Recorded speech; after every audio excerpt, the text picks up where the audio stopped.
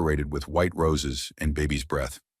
Approximately 150 guests mingled in designer clothing. Their conversations a low hum of congratulations and well wishes. "Call 911. Someone call 911 right now." The panicked voice cut through the celebration like a knife through silk. Sarah Martinez, 42 years old and 8 months pregnant with her first viable pregnancy in 5 years, lay unconscious on the polished marble floor. Her carefully styled dark hair had come loose from its elegant updo, spreading around her pale face like spilled ink. The navy blue maternity dress she had chosen specifically for what she believed was a close family friend's wedding reception was now wrinkled beneath her designer handbag scattered beside her along with its contents. Through the crowd of panicked wedding guests, a man in an expensive charcoal gray suit pushed forward with obvious reluctance. David Martinez, her millionaire husband of 20 years and the CEO of Martinez Construction Empire, knelt beside her with an expression that seemed more annoyed than genuinely concerned for his wife's well-being. She's pregnant with my child," David stammered to the arriving paramedics, his usual corporate executive confidence nowhere to be found. His hands trembled slightly as he loosened his silk tie, and perspiration beaded on his forehead, despite the air-conditioned comfort of the ballroom. From across the elegantly appointed room, near the elaborate wedding cake decorated with cascading sugar flowers, a young woman in a flowing white wedding dress shrieked in a voice that carried the unmistakable accent of Southern California. "This is supposed to be our day. Why is she even here? You promised me she wouldn't find out until we were already on our honeymoon." The paramedic who responded to the emergency call was Dr. Richard Williams, a seasoned emergency medical responder with 23 years of experience and graying temples that spoke to his extensive work in crisis situations. He had learned over the years to recognize when something wasn't quite right about a domestic situation, and every instinct he possessed was currently sending up red flags about this particular emergency call. "Ma'am, can you hear me? You're safe now. My name is Dr. Williams, and I'm here to help you," he said in the calm, professional tone that had comforted thousands of patients over his career. Sarah's eyelids fluttered open slowly, confusion clouding her brown eyes as she tried to focus on the face above her. The fog that had been affecting her thinking for months seemed thicker than usual, making it difficult to process her surroundings or understand how she had ended up on the floor of what appeared to be an unfamiliar venue. "David, what is this place? I thought we were going to the Thompson wedding at Sacred Heart Church. This doesn't look like Sacred Heart at all. Where are we, Dr.?" Williams exchanged a meaningful glance with his partner, EMT Jennifer Rodriguez, who was checking Sarah's vital signs with practiced efficiency. In his 2 decades of emergency response work, Dr. Williams had developed an ability to read situations that went far beyond medical symptoms, and something about this entire scenario felt wrong. "Ma'am, you collapsed at a wedding ceremony here at the Riverside Country Club, but you seem quite disoriented about your location and the circumstances. We're going to transport you to Hartford Hospital immediately to make sure both you and your baby are safe and healthy." As Sarah was carefully lifted onto the stretcher and prepared for transport, she caught a glimpse through her peripheral vision of David arguing intensely with the young bride near the elaborate floral arrangements that decorated the reception area. Their body language spoke of intimate familiarity rather than casual acquaintance, and their heated whispered conversation suggested a relationship that went far deeper than employer and employee. "David, aren't you coming with me to the hospital?" Sarah called weakly from the stretcher, her voice barely audible over the continued murmur of concerned wedding guests. "I'll meet you there, sweetheart. I just need to handle a few things here first," he replied without making direct eye contact, his attention clearly focused on the crisis management required by Sarah's unexpected appearance at what was supposed to be his secret wedding ceremony. The bride, who appeared to be approximately 28 years old with professionally styled blonde hair and expertly applied makeup, stepped closer to David with obvious agitation. Her white dress was clearly expensive, probably costing more than most people's monthly salary, and her diamond jewelry caught the light from the crystal chandeliers overhead. "You promised me she wouldn't find out about us until after our honeymoon in Costa Rica. How did she even know about this wedding? You told me you sent her to that other wedding across town."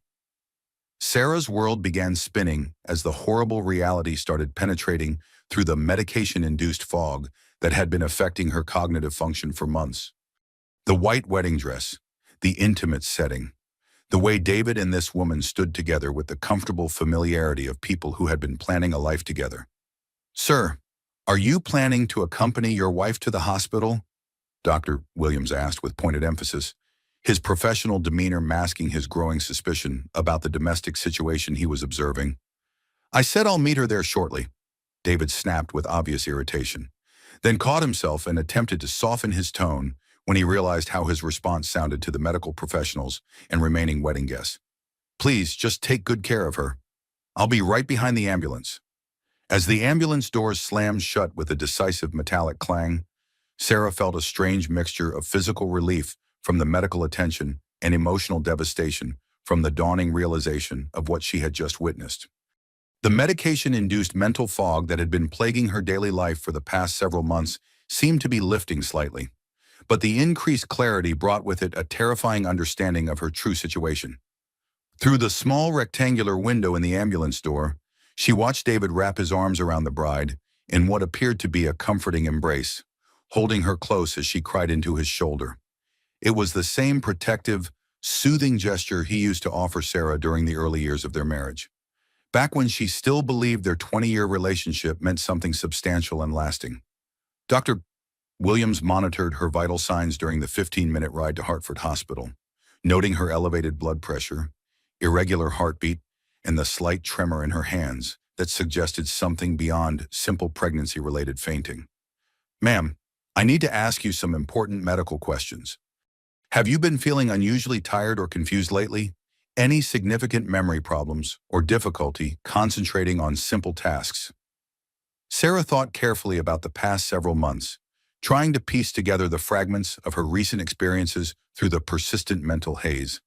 The constant fatigue that she had attributed to the challenges of pregnancy at her age, the way even simple household tasks seemed overwhelming and confusing, how she frequently lost track of conversations in the middle of sentences, and the increasing difficulty she had been experiencing with basic decision-making. "Yes, actually, I thought it was just pregnancy brain. You know, the kind of mental fogginess that many older mothers experience. But it's been getting progressively worse over the past few months. Sometimes I feel like I'm living in a thick fog where nothing makes complete sense." "When would you say these symptoms first became noticeable?" "Maybe 3 or 4 months ago, around the time David started being so incredibly attentive about my prenatal vitamin regimen. He began bringing them to me every single morning with my breakfast, along with a large glass of orange juice. He said he wanted to make absolutely sure I didn't forget to take them in my condition." She paused, a chill running down her spine as the implications began to dawn on her. "He became almost obsessive about my nutrition and medication schedule." Dr. Williams made detailed notes on his tablet and radioed ahead to Hartford Hospital with information that would prove crucial to Sarah's treatment and the investigation that would follow. "Hartford emergency. This is Rescue 23 with an incoming pregnant female, 38 weeks gestation, collapse with possible altered mental status and suspected domestic situation. Requesting immediate toxicology screen, psychiatric consultation, and social worker involvement upon arrival." As the ambulance navigated through the late afternoon Connecticut traffic, weaving between cars with its emergency lights flashing, Sarah closed her eyes and attempted to piece together the fragmented memories from the past few months. The increasingly frequent business dinners that kept David away from home until late in the evening, sometimes not returning until after midnight. The way he had begun subtly discouraging her from driving anywhere alone, suggesting that her condition made it dangerous for her to be behind the wheel. The gradual but persistent suggestions that perhaps she should consider seeing a mental health professional about what he described as her increasing anxiety and irrational behavior. Most disturbing of all was her growing realization that she had absolutely no memory of receiving a wedding invitation for any Thompson family celebration.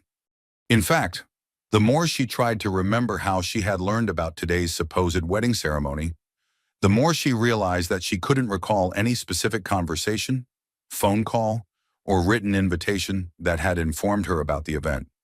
The ambulance pulled into Hartford Hospital's emergency bay with a smooth deceleration, and Sarah was immediately wheeled into Trauma Room 3, where a full medical team was waiting to assess her condition. As the nurses began drawing blood for comprehensive testing and the resident physician started her preliminary examination, She could hear Dr. Williams speaking quietly but urgently to the attending physician just outside the curtained area. Possible domestic abuse situation. Dr. Patterson, the husband didn't accompany his pregnant wife in the ambulance, seemed more concerned about damage control at the wedding venue than his wife's medical condition. Patient reports months of increasing confusion and memory problems. Something about her presentation and the circumstances just doesn't sit right with my experience. As Nurse Thompson drew multiple vials of blood for what Sarah would later learn was an extensive toxicology screening, Sarah stared at the fluorescent lights humming overhead and wondered how many other warning signs she had missed. Explained away, or simply accepted without question over the past months and possibly years.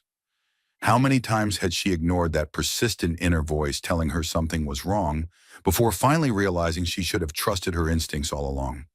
How many red flags had she systematically dismissed because she desperately wanted to continue believing in the fairy tale version of love and marriage that she had been living for 2 decades? The medical team worked with quiet efficiency around her, checking fetal heart tones, monitoring her blood pressure, and preparing for what Dr. Williams had already suspected would be a complex case involving more than simple pregnancy complications.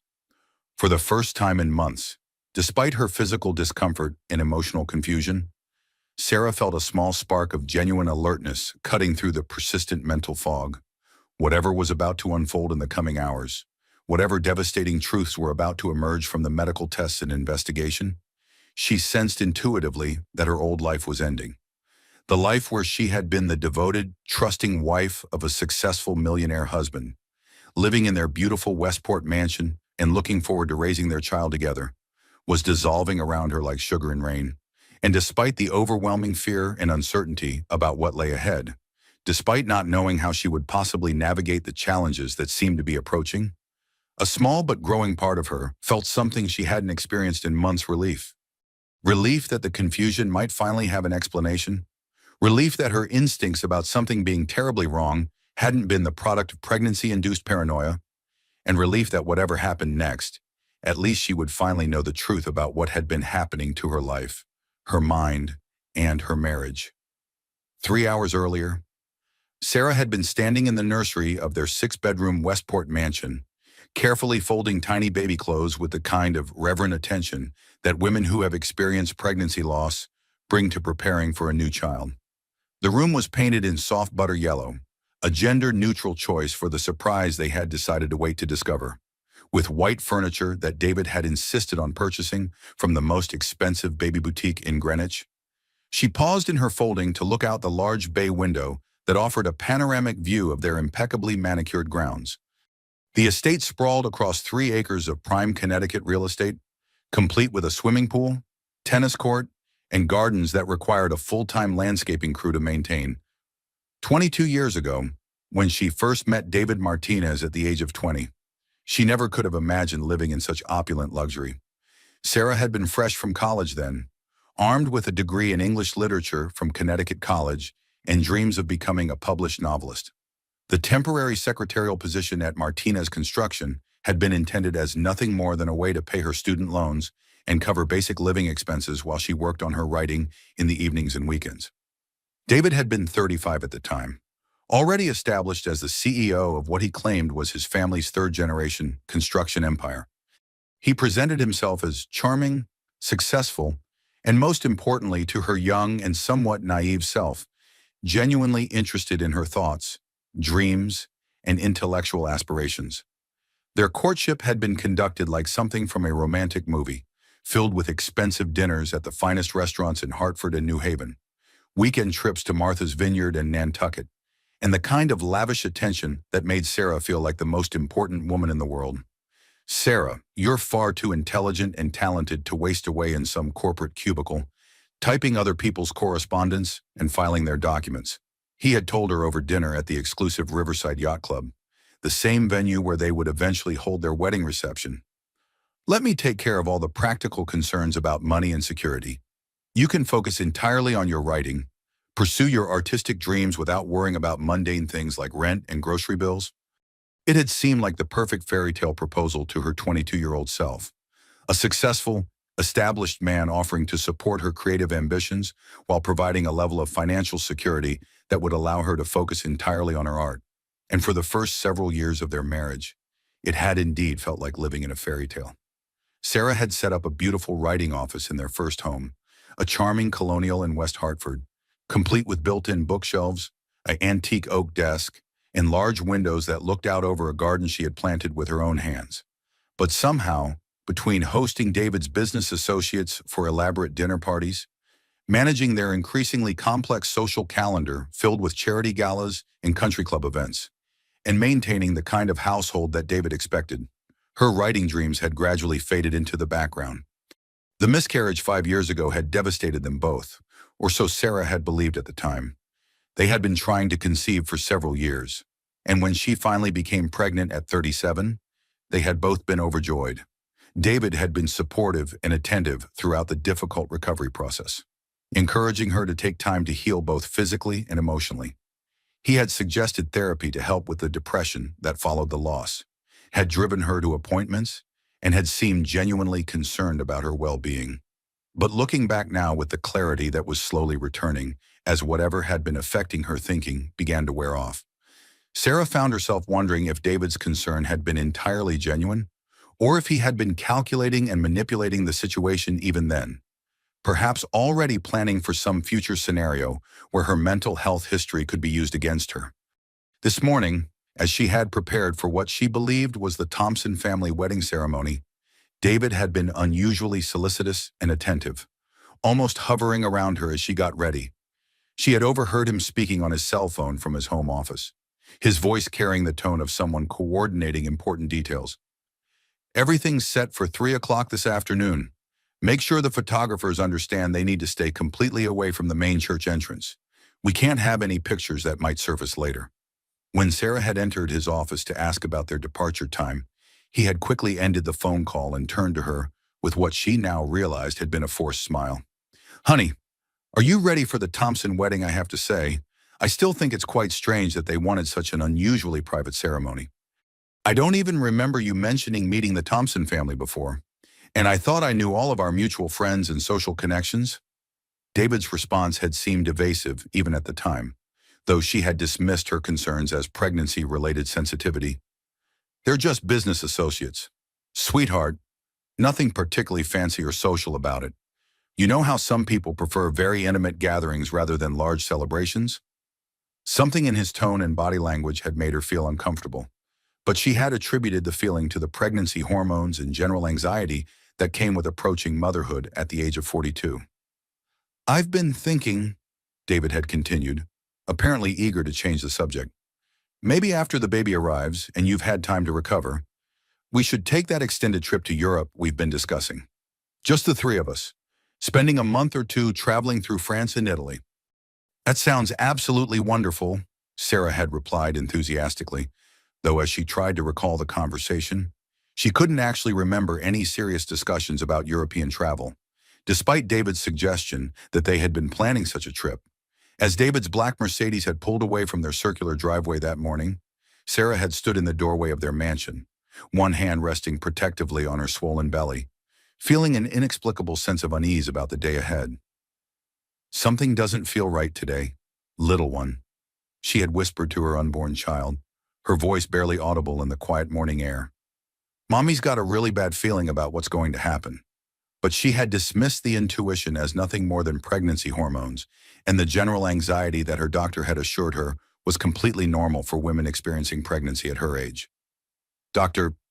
Patricia Wilson had explained that older mothers often experienced increased worry and stress, and David had been so understanding and supportive about her concerns, constantly reassuring her that everything would be fine. Now, lying in the hospital bed with intravenous fluid dripping steadily into her arm and medical monitors beeping softly around her, Sarah realized that what she had interpreted as David's understanding and support might have been something entirely different and far more sinister. The way David had started personally bringing her prenatal vitamins every morning, presenting them to her along with a large glass of freshly squeezed orange juice, and often staying to watch while she took them.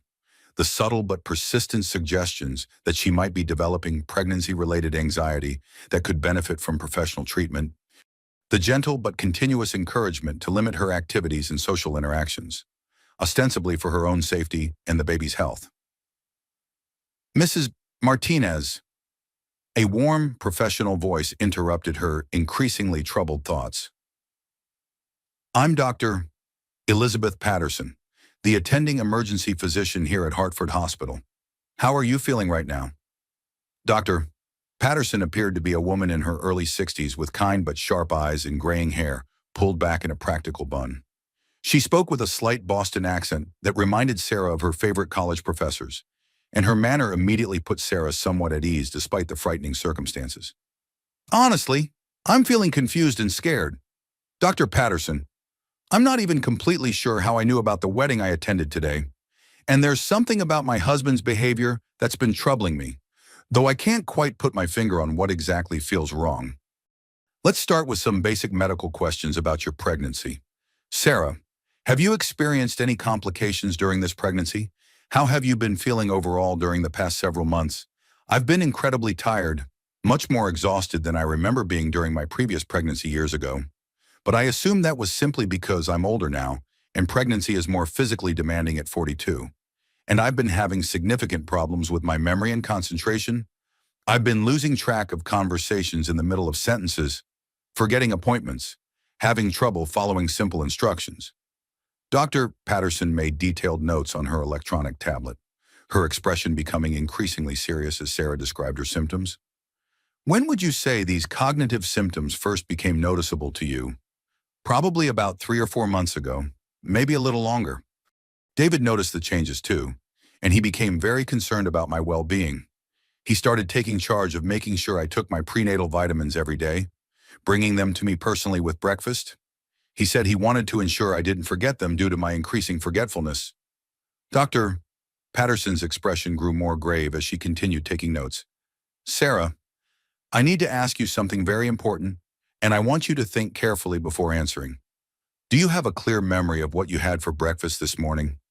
The question seemed somewhat odd given the circumstances, but Sarah tried to focus her still foggy thinking on the morning's routine. David made scrambled eggs with cheese, the way he's been doing for the past few months. He brought me my prenatal vitamins along with a large glass of orange juice. He's been very attentive about my nutrition lately, always making sure I eat a substantial breakfast and take all my supplements.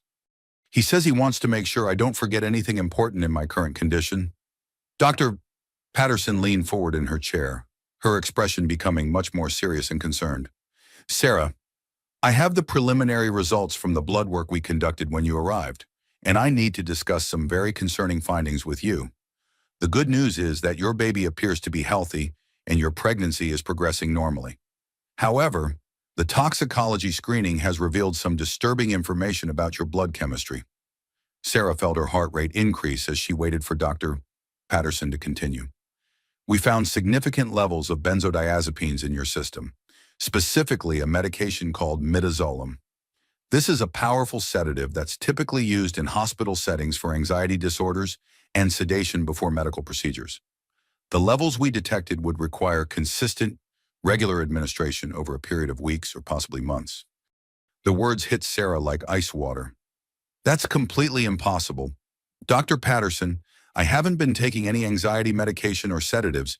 I mean, David has suggested recently that I might benefit from seeing a psychiatrist about what he calls my increasing stress and irrational behavior. But I never actually saw a doctor or received any prescriptions for psychiatric medications. Sarah, the levels of midazolam in your blood indicate systematic, regular dosing over an extended period. This medication would need to be administered consistently, probably daily, and most likely by crushing tablets into food or beverages to mask the taste. The implications of Dr. Patterson's words crashed over Sarah like a tsunami of realization. The persistent mental fog, the confusion and memory problems, the way David had been so concerned about her apparent mental health issues lately, his suggestions that she might need professional psychiatric help. Her phone, which had been left in her purse during the collapse at the wedding, began ringing insistently from the bedside table. David's number flashed on the screen repeatedly, but before she could summon the strength to answer, she heard the distinctive sound of a voicemail notification. With trembling fingers that felt disconnected from her body, She accessed the message, expecting to hear David's voice expressing concern for her condition. Instead, she heard a young woman's voice, bright and excited and completely unfamiliar. "Baby, I can't believe we're actually married. I'm still wearing my wedding dress, and I keep staring at my ring. When are you finally going to tell that pathetic wife of yours about us? I'm getting really tired of pretending to be just your assistant when we're around other people. The honeymoon suite at the Marriott downtown is all ready for us, and I packed that sexy lingerie you bought me in Paris." Sononym. The voice was young, enthusiastic, and spoke with the kind of casual cruelty that comes from someone who has never experienced real consequences for their actions. But the words hit Sarah like physical blows, each sentence hammering home the devastating reality of her situation. Dr. Patterson, who had been observing Sarah's face carefully during the phone call, reached over and gently touched her arm. "Sarah, is there someone you trust that I can call to come be with you right now? A family member or close friend who could provide support while we work through this situation?" "My sister Monica," Sarah whispered, her mind still reeling from the voicemail message. "She lives in Manhattan, but she'll come. Monica works as a forensic accountant for a major firm, and she's always been somewhat suspicious of David, though she's mostly kept her opinions to herself over the years." As Dr. Patterson stepped out of the room to give Sarah privacy to call her sister, Sarah stared at the phone in her hands and tried to process the magnitude of what was happening to her life. 20 years of marriage, and she felt like she was learning about her husband for the first time. How long had David been systematically poisoning her, deliberately undermining her mental faculties while presenting himself as the concerned, caring husband? How long had he been planning whatever scheme required her to appear mentally unstable? But more terrifying than the betrayal and the poisoning was the dawning realization of what might have happened if she hadn't collapsed at that wedding ceremony. If David's plan had continued uninterrupted, if the systematic medication had continued for more weeks or months, how much worse could her condition have become? She thought about the beautiful nursery at home, painted yellow for the baby they had supposedly been planning together. She thought about the life insurance policies David had insisted they update recently, his suggestions that they needed to increase the coverage significantly due to their improved financial situation. She thought about the way he had been encouraging her to make him the sole beneficiary of her inheritance from her parents, explaining it as a practical matter of estate planning. 20 years of marriage, and Sarah was beginning to understand that she had never really known her millionaire husband at all. The successful construction executive, the devoted partner, the excited father-to-be, apparently all of it had been an elaborate performance designed to hide something much darker and more calculating. As she waited for Monica to make the drive up from New York City, Sarah stared at the ceiling and wondered how many other wives were living in similar situations right now, being systematically undermined and manipulated by narcissistic husbands who saw them as obstacles to be removed rather than partners to be cherished. For the first time in months, her mind felt clear enough to understand that she was fighting for more than just her marriage or her financial security. She was fighting for her sanity, her freedom, her child's future, and quite possibly her life itself. The sterile smell of hospital disinfectant mixed with the soft beeping of medical monitors filled Sarah's senses as she fully awakened in Hartford Hospital's emergency room several hours later. The persistent medication-induced fog that had been clouding her mind for months was lifting like morning mist, revealing a mental clarity that was both liberating and absolutely terrifying in its implications. Dr. Elizabeth Patterson returned to Sarah's bedside carrying a thick manila folder and wearing the grave expression of someone who had spent the past few hours uncovering evidence of systematic criminal activity. Her deliberate speech pattern and careful choice of words immediately commanded Sarah's complete attention. "Mrs. Martinez, we've completed your comprehensive blood work and toxicology screening, and I need to discuss some extremely concerning findings with you. These results, combined with what you've told me about your symptoms and your husband's behavior, paint a very disturbing picture." Sarah shifted uncomfortably on the hospital bed, her hand moving instinctively to protect her swollen belly, where her unborn child continued to develop despite the toxic environment that had been systematically created around them both. "Dr. Patterson, please tell me straight out, is my baby going to be okay? That's honestly all that matters to me right now. I'm happy to tell you that your baby appears to be healthy and your pregnancy is progressing completely normally. The fetal heart rate is strong, All the measurements are appropriate for your stage of pregnancy, and there don't appear to be any developmental issues or complications related to your exposure to the medication. Dr. Patterson pulled up a chair beside the hospital bed, settling in for what was clearly going to be a lengthy and serious conversation. However, Sarah, the toxicology results show dangerously high levels of midazolam in your system. This is a powerful benzodiazepine that's typically used in controlled medical settings for sedation and anxiety disorders. The levels we've detected indicate consistent, systematic administration over a period of several months, possibly longer. But doctor, I've told you repeatedly that I haven't been taking any anxiety medication or sedatives of any kind. Dr. Patterson opened her folder and pulled out several pages of laboratory results, pointing to specific numbers that meant nothing to Sarah but clearly held significant meaning for the medical professional. Sarah, the concentration of this medication in your blood could only result from someone deliberately and regularly giving it to you without your knowledge. Someone would need to crush the tablets and mix them into your food or beverages on a daily basis for months to achieve these levels. The horrifying implications settled over Sarah like a suffocating blanket. The morning routine that David had established, bringing her prenatal vitamins personally along with freshly squeezed orange juice, his sudden concern about her nutrition, and his insistence on preparing her breakfast himself, his growing suggestions that she was developing pregnancy-related anxiety and might benefit from psychiatric treatment. Dr. Patterson, what exactly would this medication do to someone who was receiving it without their knowledge and without medical supervision? At therapeutic doses administered by a physician for legitimate medical reasons, midazolam is used to treat severe anxiety and panic disorders. However, when given at higher doses or administered regularly to someone who doesn't need it medically, it can cause significant cognitive impairment, memory problems, confusion, disorientation, and fatigue. Dr. Patterson flipped to another page in the folder, showing Sarah charts that track the typical effects of benzodiazepine abuse. In cases of systematic poisoning, like what you've experienced, the victim often appears to be suffering from mental health issues. Someone observing from the outside might conclude that the person was having a psychological breakdown, experiencing paranoid delusions, or developing serious psychiatric problems. Sarah felt physically sick as the pieces of David's plan began falling into place with devastating clarity. So someone could use this medication to make it appear that a person was mentally unstable, even if they were completely healthy before the poisoning began. Unfortunately, that's exactly correct. If someone wanted to discredit another person's mental competency or create evidence of psychiatric instability, systematic benzodiazepine poisoning would be an effective method. The phone in Sarah's purse rang again with David's distinctive ringtone.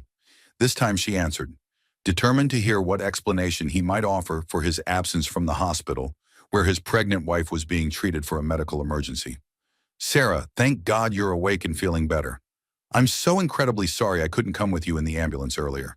There was an urgent business situation at the wedding that I absolutely had to handle before I could leave. What kind of urgent business situation? David, what could possibly have been more important than accompanying your pregnant wife to the hospital?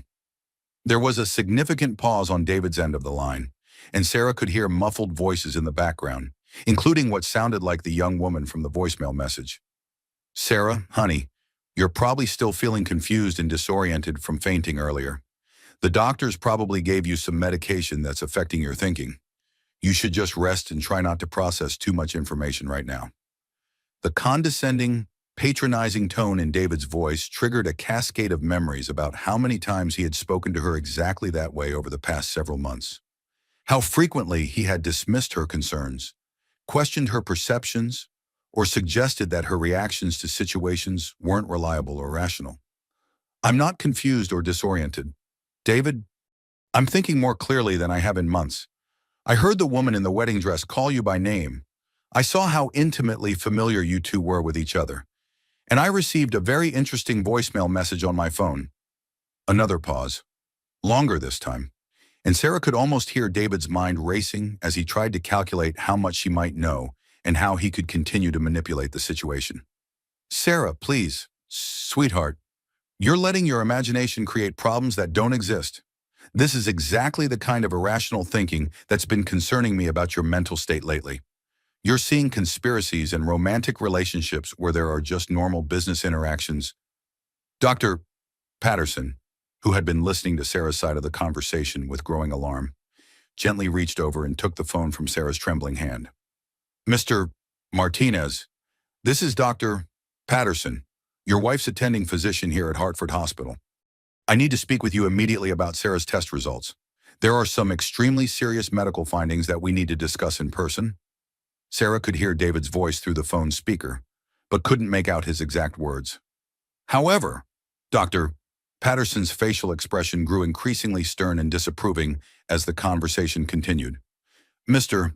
Martinez, your wife has been systematically poisoned with benzodiazepines over a period of several months.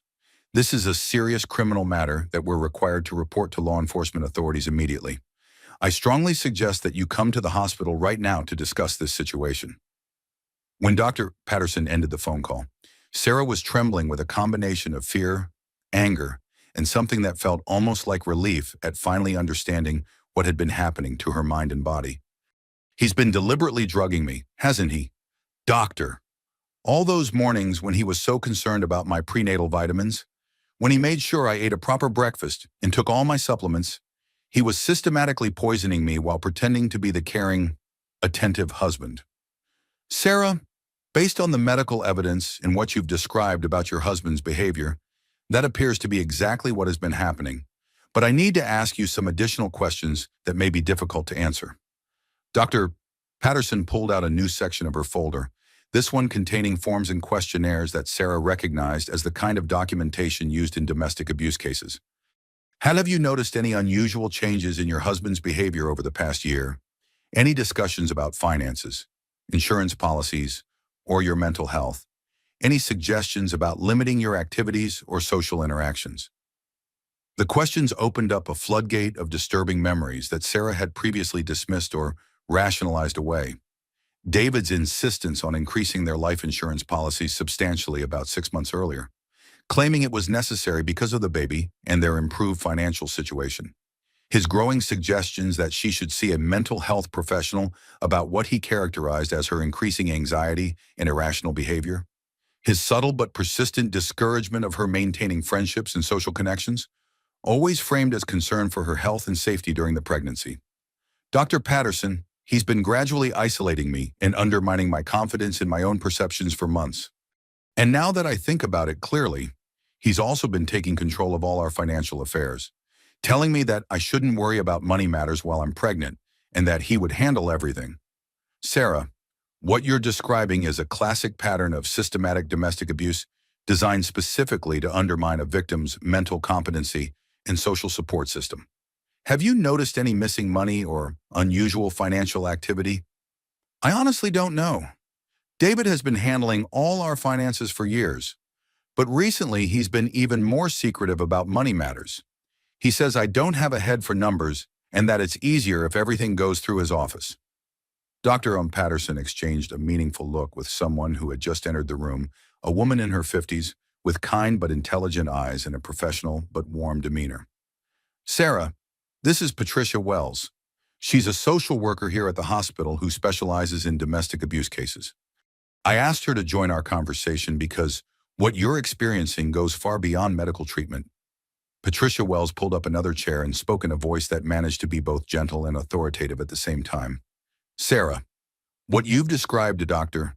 Patterson represents a systematic pattern of psychological and physical abuse, specifically designed to undermine your mental competency and potentially gain control of your financial assets. This type of calculated abuse often escalates to life-threatening situations. You mean David might actually be trying to kill me? Based on the evidence, it appears more likely that he's trying to have you declared mentally incompetent, possibly through an involuntary psychiatric commitment. With systematic poisoning creating symptoms that mimic serious mental illness, combined with isolation from support systems and control of financial resources, an abuser can build a compelling case for having their victim committed to a psychiatric facility. Sarah felt the room spinning around her as the full scope of David's potential plan began to emerge. But what about the baby? What would happen to my child if I were committed to a psychiatric hospital? If you were declared mentally incompetent, your husband would likely gain full custody of the child and complete control of your financial assets. Depending on how far his plan extended, he could potentially liquidate everything and disappear while you were institutionalized and unable to defend yourself. The phone buzzed again with a text message from an unfamiliar number, but when Sarah opened it, the content made her blood run cold. The wedding ceremony was absolutely beautiful, even with the unexpected drama. Sorry your wife crashed our special day, but I can't wait for our honeymoon in Costa Rica next week. I'm already packed and ready for our new life together. Love and excitement, Mrs. Jessica Martinez. Sarah showed the text message to Dr. Patterson and Patricia Wells, watching their expressions grow more grave as they read the evidence of David's secret marriage and planned disappearance to a country with limited extradition treaties. Ladies, I think we're looking at something much more serious than domestic abuse, Patricia said quietly. This appears to be a systematic plan to steal Sarah's identity, assets, and child while potentially leaving her permanently institutionalized or worse. Dr. Patterson stood up with obvious determination. Sarah, we're going to keep you here at the hospital for continued observation while the medication clears completely from your system. But more importantly, we're going to help you figure out exactly what your husband has been planning and make sure you and your baby are protected. As if summoned by their conversation, they could hear David's voice echoing from the hospital corridor, speaking in the authoritative tone he used when he expected immediate compliance with his demands. Excuse me, I'm looking for my wife, Sarah Martinez. She was brought here by ambulance earlier today, and I need to see her immediately. I'm her husband and I have medical power of attorney. Patricia Wells stood up with a grim smile. Actually, Mr. Martinez, I don't think you do have medical power of attorney anymore. And after what we've discovered about your systematic poisoning of your wife, I think you're going to find that your legal situation has changed dramatically. Sarah looked up at the two women who had literally saved her life by recognizing the signs of systematic abuse that she had been too confused and manipulated to identify herself. What happens now? She asked, her voice stronger than it had been in months. Now, Dr. Patterson said firmly, we protect you and your baby, and we make sure your husband faces the consequences of what he's done. For the first time in months, Sarah felt like she was thinking clearly enough to understand that she wasn't just fighting for her marriage or her financial security. She was fighting for her freedom, her sanity, her child's future, and quite possibly her life itself.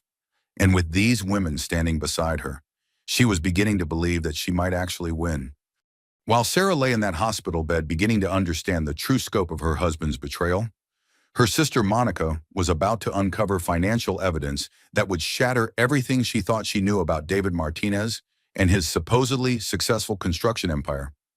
Monica Rivera had always possessed the kind of sharp analytical mind that made her exceptionally successful as a forensic accountant for one of Manhattan's most prestigious financial investigation firms. At 45 years old, she spoke with a slight New York accent she had acquired during her 15 years living in the city, and she had developed the habit of thinking out loud when working through complex financial puzzles, a trait that had served her well in exposing corporate fraud and embezzlement schemes. When she received Sarah's panicked phone call from Hartford Hospital, Monica immediately knew that her long-standing suspicions about David Martinez were about to be validated in the worst possible way. She had never trusted her brother-in-law, finding his charm too polished, his success story too convenient, and his treatment of Sarah too controlling. Though she had kept most of her concerns to herself over the years to preserve family harmony, Monica made the drive from her Manhattan apartment to Hartford in record time. Her silver BMW cutting through traffic while her mind raced through possibilities, and her hands-free phone system allowed her to make several crucial calls to contacts in law enforcement and financial investigation. Sarah, honey, I came as fast as I possibly could, Monica announced as she burst into the hospital room with her laptop bag slung over her shoulder and an expression of fierce determination on her face. Her dark hair was pulled back in a messy bun that revealed her hasty departure from her office, and she still wore the expensive business suit that had been appropriate for her morning meetings with federal prosecutors. Monica, thank God you're here. I think David has been systematically drugging me for months, and there's evidence that he's been married to his assistant. I don't know what's real anymore. Monica's expression darkened as she listened to Sarah recount the events of the day, from the collapse at the secret wedding ceremony to Dr. Patterson's discovery of benzodiazepines in Sarah's blood. When Sarah played the voicemail message from Jessica, Monica's hands clenched into fists and her voice took on the cold, analytical tone she used when building cases against financial criminals. "That narcissistic son of a bitch," Monica muttered, then caught herself and apologized for her language. "Sorry, Sarah, but this is exactly the kind of systematic abuse I was worried about all these years. I should have pushed harder when I noticed red flags about his behavior and business practices." Dr. Patterson and Patricia Wells briefed Monica on the medical findings and their legal implications, explaining the systematic nature of the poisoning and the evidence suggesting a comprehensive plan to undermine Sarah's mental competency. Dr. Patterson, in your professional opinion, how long would someone need to plan something this elaborate? This level of manipulation and systematic abuse doesn't happen overnight. Based on the medication levels in Sarah's system and the symptoms she's described, I would estimate this has been going on for at least 3 to 4 months, possibly longer. The systematic nature suggests months of advanced planning. Fortunately, Monica opened her laptop and began connecting to secure servers that would allow her to access the kind of financial databases and investigation tools that weren't available to the general public. "Sarah, I need you to give me access to any financial information you can remember. Bank account numbers, investment accounts, insurance policies, anything that might help me trace what David has been doing with your money." "Monica, I don't have passwords or access to any of our financial accounts. David always said I didn't have a head for numbers and that it would be easier if everything went through his office.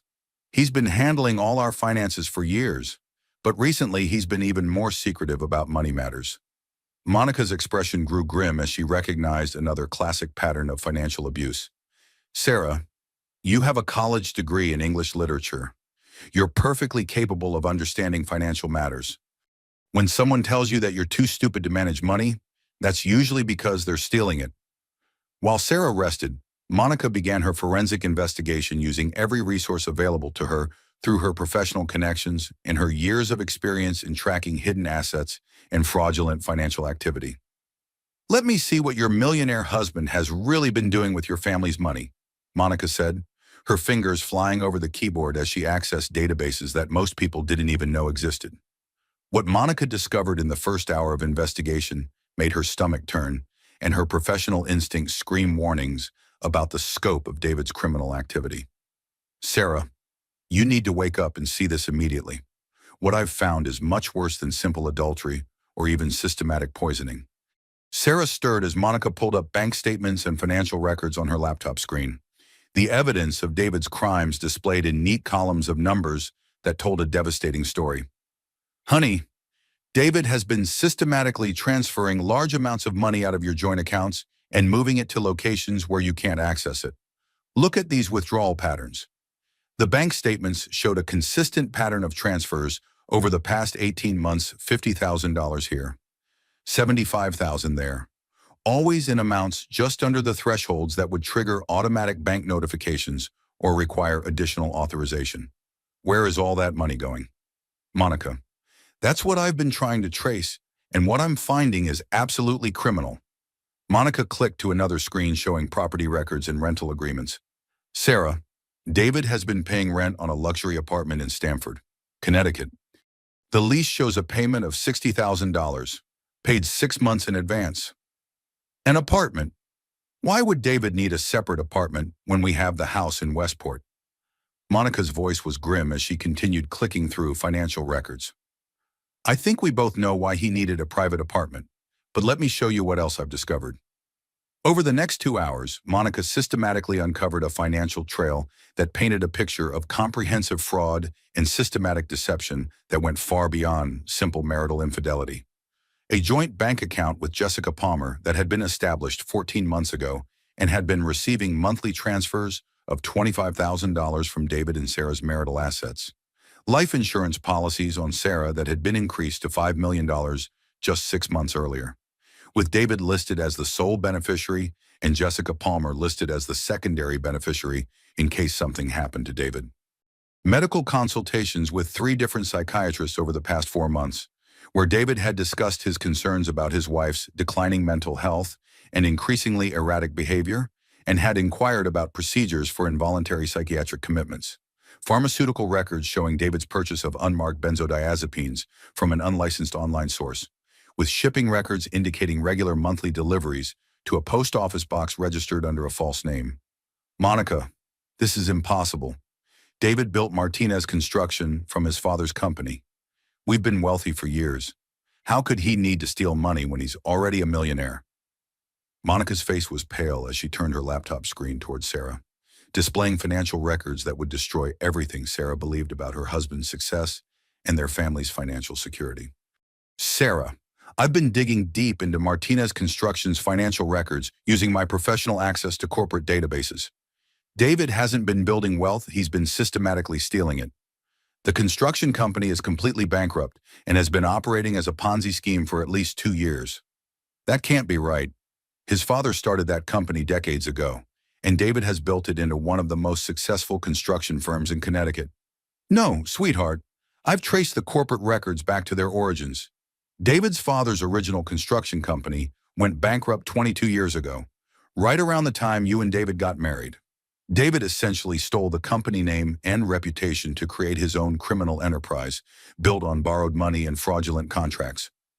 The room seemed to spin around Sarah as she tried to process this information. Everything she had believed about their life, their financial security, and David's professional success had been built on lies and criminal activity.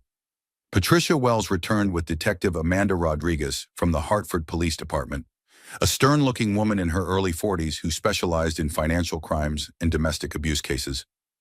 Mrs. Martinez, I understand your sister has uncovered some concerning financial activity that may be related to your husband's systematic poisoning. Can you walk me through what you've discovered? Monica turned her laptop toward Detective Rodriguez and began presenting her findings with the professional competence that had made her one of the most respected forensic accountants in the Northeast. Detective, what we're looking at here is a systematic financial fraud operation that includes embezzlement from employee pension funds, insurance fraud, and what appears to be a comprehensive plan to murder Sarah or have her permanently institutionalized while stealing her assets and custody of her child. Those are serious accusations. What evidence supports your conclusions? Monica pulled up a complex spreadsheet that tracked money flows between multiple accounts and business entities. David Martinez has been operating what's known as a shell game construction fraud. He would bid on municipal projects, collect advance payments from cities and towns, then use that money to pay off debts from previous projects while never actually completing the work he was contracted to perform. Detective Rodriguez studied the financial records with obvious professional interest. How long has this been going on? Based on what I can trace, at least 2 years, possibly longer. But it gets much worse. David has been stealing money from his construction company's employee pension fund to support his personal lifestyle and finance his relationship with Jessica Palmer. How much money are we talking about? Monica's voice was steady, but her hands trembled slightly as she delivered the devastating news. Detective, David Martinez has stolen approximately $4.7 million from pension funds that belong to working families who trusted him with their retirement security. We're talking about over 200 families whose life savings have been systematically stolen to finance David's affair and his plan to escape prosecution. Sarah began crying, but these weren't tears of sadness for her failed marriage. They were tears of rage and guilt about the innocent families who had been victimized by her husband's criminal enterprise. 200 families. Monica, all those people trusted David with their retirement money, and he stole it to finance his affair with a woman young enough to be his daughter. Sarah, this is absolutely not your fault, Detective Rodriguez said firmly. Your husband is a sophisticated financial criminal who spent years perfecting his ability to manipulate and deceive people. The fact that he fooled you doesn't make you complicit in his crimes against others. Monica closed her laptop and sat on the edge of Sarah's hospital bed, taking her sister's hand in a gesture of support and solidarity. Sarah, I know this is overwhelming and heartbreaking, but you need to understand something crucial. You're not a victim anymore. You're a survivor, and you have the power and the evidence to make sure David pays for what he's done to you and to all those families. Detective Rodriguez stood up, her expression showing the kind of determination that came from years of pursuing financial criminals who preyed on working families. Mrs. Martinez, based on the evidence your sister has uncovered, We have sufficient grounds to arrest your husband on multiple felony charges, including aggravated assault through systematic poisoning, financial fraud, embezzlement from employee pension funds, and conspiracy to commit kidnapping. The question is whether you're prepared to testify against him and help us build a case that will put him in prison for decades. Sarah looked around the room at the women who had rallied to support her sister who had uncovered the financial crimes, the doctor who had discovered the poisoning, the social worker who had identified the patterns of systematic abuse, and the detective who was prepared to pursue criminal charges that would protect other families from becoming victims. For the first time in months, Sarah's mind felt clear enough to understand that this wasn't just about her personal situation anymore. David's criminal enterprise had victimized hundreds of people, and she might be the only person in a position to stop him from continuing to destroy lives. Detective Rodriguez, I'll do whatever it takes to make sure David can never hurt another woman or steal another family's retirement savings. Those people trusted him, just like I did, and they deserve justice. Monica smiled through her tears. Sarah, your narcissistic ex-husband is about to learn something important about the women in our family. We don't stay victims, and we don't let criminals get away with destroying innocent people's lives. As if summoned by their conversation, they could hear David's voice in the hospital corridor, speaking in the entitled, demanding tone he used when he expected immediate compliance from people he considered beneath him. I want to see my wife immediately. I don't care what hospital policies say about visiting hours. I'm David Martinez, and I have every right to see Sarah. Detective Rodriguez smiled grimly as she reached for her handcuffs. Mr. Martinez is about to discover that his days of demanding special treatment are over. Sarah felt a surge of strength and determination that she hadn't experienced in years. Let's finish this. Meanwhile, 20 miles away at the Riverside Country Club, Jessica Palmer was experiencing her own crisis of conscience as the reality of her situation began to penetrate through the fairy tale fantasy she had constructed around her relationship with David Martinez. Jessica, who had moved to Connecticut from Los Angeles 2 years earlier for what she believed was a promising career opportunity as an executive assistant to a successful construction company CEO, was 28 years old with the kind of polished appearance that came from expensive salon treatments and designer clothing that she couldn't actually afford on her legitimate salary. She spoke quickly with the vocal fry that was characteristic of her generation, especially when she was nervous or trying to appear sophisticated, and her ambitious nature had always significantly outpaced both her common sense and her understanding of the potential consequences of her choices.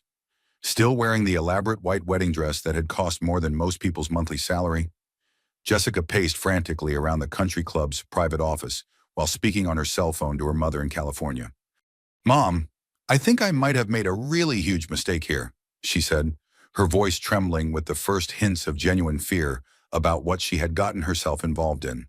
The wedding ceremony was supposed to be absolutely perfect, just like something from a romantic movie. But David's wife showed up unexpectedly and collapsed right in the middle of everything, and now the whole situation feels completely wrong. From outside the office door, Carmen Lopez crouched quietly with professional-grade digital recording equipment, her 20 years of private investigation experience having taught her that people often revealed the most incriminating information when they believed they were having completely private conversations. Carmen spoke with a subtle Spanish accent and had developed the habit of whispering serious observations to herself in her native language when she encountered particularly disturbing criminal activity. Monica had contacted her that morning from her car while driving to Hartford Hospital, hiring her immediately to investigate the domestic situation and gather evidence that could be used in criminal proceedings. Dios mío, Carmen whispered to herself as she adjusted the sensitive recording equipment. This little fool is about to confess to everything David planned. Through the office door, Jessica's increasingly frantic phone conversation with her mother continued to reveal crucial details about the conspiracy that had nearly destroyed Sarah's life. No, Mom, you don't understand the situation at all. David promised me that Sarah would never find out about our relationship until after we got back from our honeymoon in Costa Rica. He said he had everything planned perfectly so that she would never be able to cause problems for us. Carmen raised her eyebrows as she listened to evidence of premeditation and careful planning that went far beyond simple adultery. A honeymoon destination in Costa Rica, a country with limited extradition treaties with the United States, suggested that this wasn't just about ending a marriage, but about fleeing criminal prosecution. I know the whole thing sounds bad when you put it like that, Mom, but David explained everything to me in a way that made sense at the time. He told me that Sarah has been having really serious mental health problems ever since her miscarriage 5 years ago, and that she's becoming increasingly unstable and potentially dangerous to herself and the baby. The office door opened suddenly, and David entered with his face flushed with anger and obvious anxiety about how much damage Sarah's unexpected appearance at the wedding might have caused to his carefully constructed plans. Jessica, get off the phone with your mother immediately. We have much more important things to discuss right now than your family drama. Mom, I have to go, Jessica said quickly, ending the call and turning to face David with an expression that combined guilt, fear, and growing suspicion about what she had gotten herself involved in. Carmen pressed closer to the door, her recording equipment capturing every word of what would prove to be a crucial conversation that would provide law enforcement with direct evidence of conspiracy and premeditated criminal activity. David, what exactly is happening here? Why did Sarah show up at our wedding when you told me she thought she was going to some other family ceremony across town? You promised me that she wouldn't find out about us until we were safely in Costa Rica. David's voice carried the tight stress of someone whose carefully planned criminal scheme was falling apart around him. She wasn't supposed to figure out the real location of our wedding ceremony. You said you sent her information about the Thompson family wedding at Sacred Heart Church, not here at the country club. How was I supposed to know she would somehow end up at the correct venue? I did exactly what you told me to do. I sent her a fake invitation with the wrong address and the wrong time.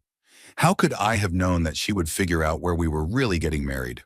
Carmen smiled grimly as she recorded evidence that Jessica had been actively involved in the deception rather than being an innocent victim of David's manipulation.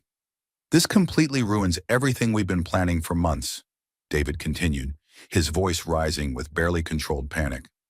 We needed at least 3 more weeks of the medication regimen before we could move to the next phase of the plan. Before what? David, what exactly were you planning to do to Sarah after 3 more weeks of giving her those pills? There was a long, dangerous pause, and Carmen held her breath as she waited for David's response to Jessica's direct question about his criminal intentions. Not killed. Jessica, Jesus Christ, what kind of monster do you think I am? The plan was to make her appear unstable enough for an involuntary psychiatric commitment. With her documented history of postpartum depression following the miscarriage 5 years ago, it would be completely believable that the stress of pregnancy at her age had triggered a serious mental health crisis. But David, what about the baby? What would happen to Sarah's child if she was committed to a psychiatric hospital? The baby would be born while Sarah was institutionalized and receiving psychiatric treatment.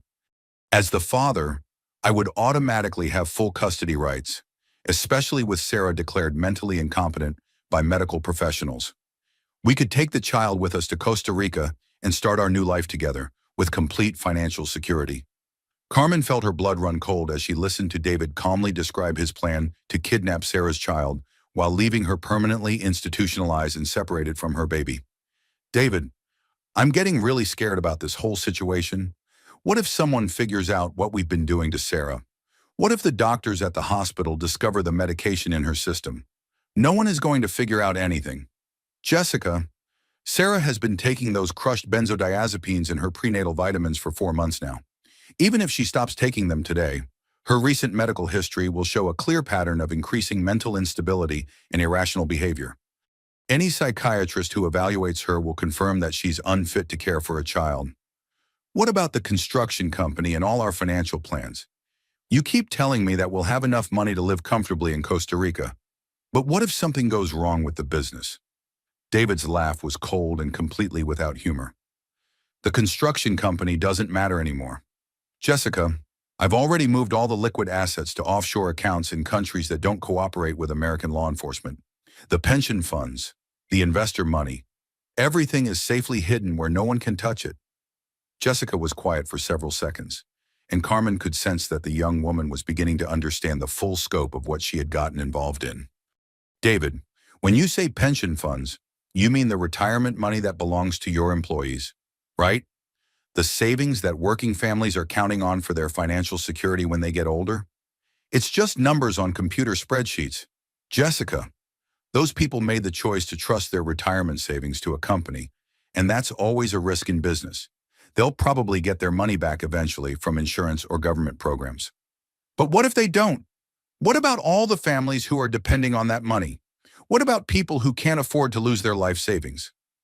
For the first time since Carmen had been listening to their conversation, David's voice turned genuinely cold and threatening in a way that made Jessica take a step backward. Jessica, you're my wife now, and that means your loyalty belongs to me and to our future together, not to a bunch of construction workers and their families. Those people chose to trust their money to my company, and business investments always carry risks. That's not my problem or your concern. The casual cruelty in David's voice made Carmen's skin crawl. In her 20 years of investigating domestic abuse cases, she had heard many unfaithful husbands and financial criminals. But the callous indifference David showed toward the families whose retirement savings he had stolen was particularly disturbing. What happens now? David, what are we supposed to do if Sarah starts telling people about what she saw at the wedding? We stick to the original plan and accelerate the timeline. Sarah is in the hospital right now, probably being sedated further by the doctors who think she's having pregnancy-related psychological problems. Her sister Monica can't prove anything, and even if she tries to make accusations, Sarah's documented medical history will support our version of events.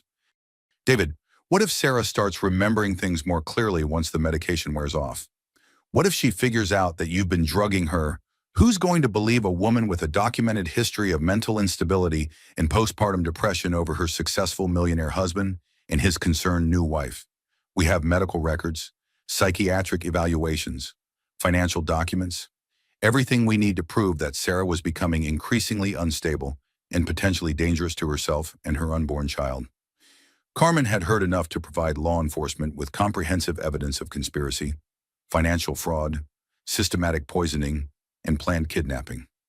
She carefully made her way back to her car and immediately called both Monica and Detective Rodriguez. Monica, this is Carmen. I have recorded evidence of everything you need to destroy David Martinez completely.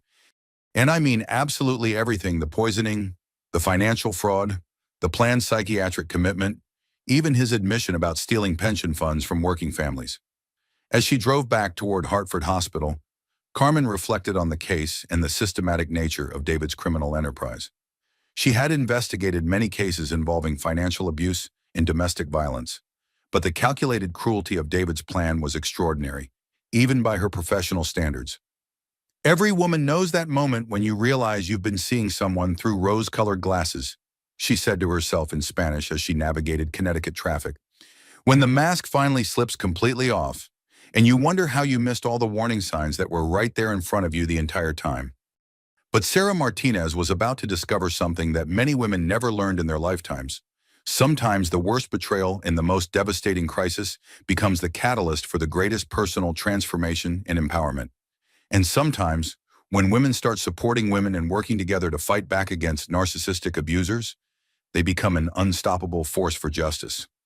Carmen smiled as she dialed Detective Rodriguez's direct number. David Martinez was about to learn what happened when he underestimated the power of women who refused to remain victims and who were willing to fight for justice, not just for themselves, but for all the other families he had victimized with his criminal enterprise. The recorded confession she had captured would provide law enforcement with everything they needed to ensure that David Martinez spent the next 2 decades in federal prison, and that the families whose retirement savings he had stolen would get their money back. Justice, Carmen reflected, sometimes came in the form of a narcissistic criminal's own arrogance and his assumption that women were too weak or too stupid to fight back effectively. David Martinez was about to discover just how wrong he had been about that assumption.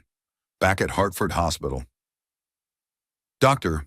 Patterson returned to Sarah's room carrying updated toxicology results and wearing the expression of someone who had spent several hours consulting with specialists about the systematic poisoning case that was rapidly becoming the most complex domestic abuse investigation the hospital had handled in recent memory. Patricia Wells accompanied her with a thick file folder containing documentation that would prove crucial to the criminal prosecution. And both women carried themselves with the professional gravity that came from understanding they were dealing with a case that involved multiple felonies and potentially life-threatening criminal activity. Patricia's warm, motherly speaking style carried an undertone of barely controlled anger as she addressed Sarah, who was looking more alert and focused than she had in months as the benzodiazepines continued to clear from her system.